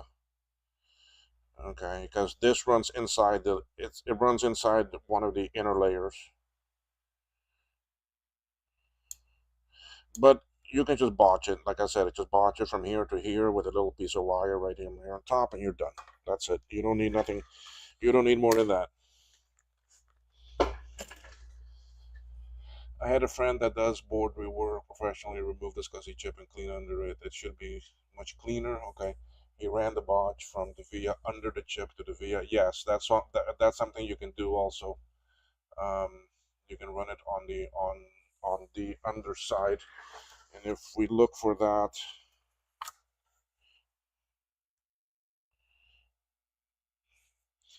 let me see here. 1, 2, 18, 19, 20, 21, the third one over.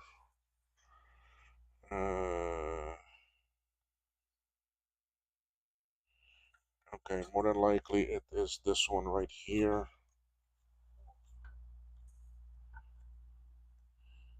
This one right here, here to here.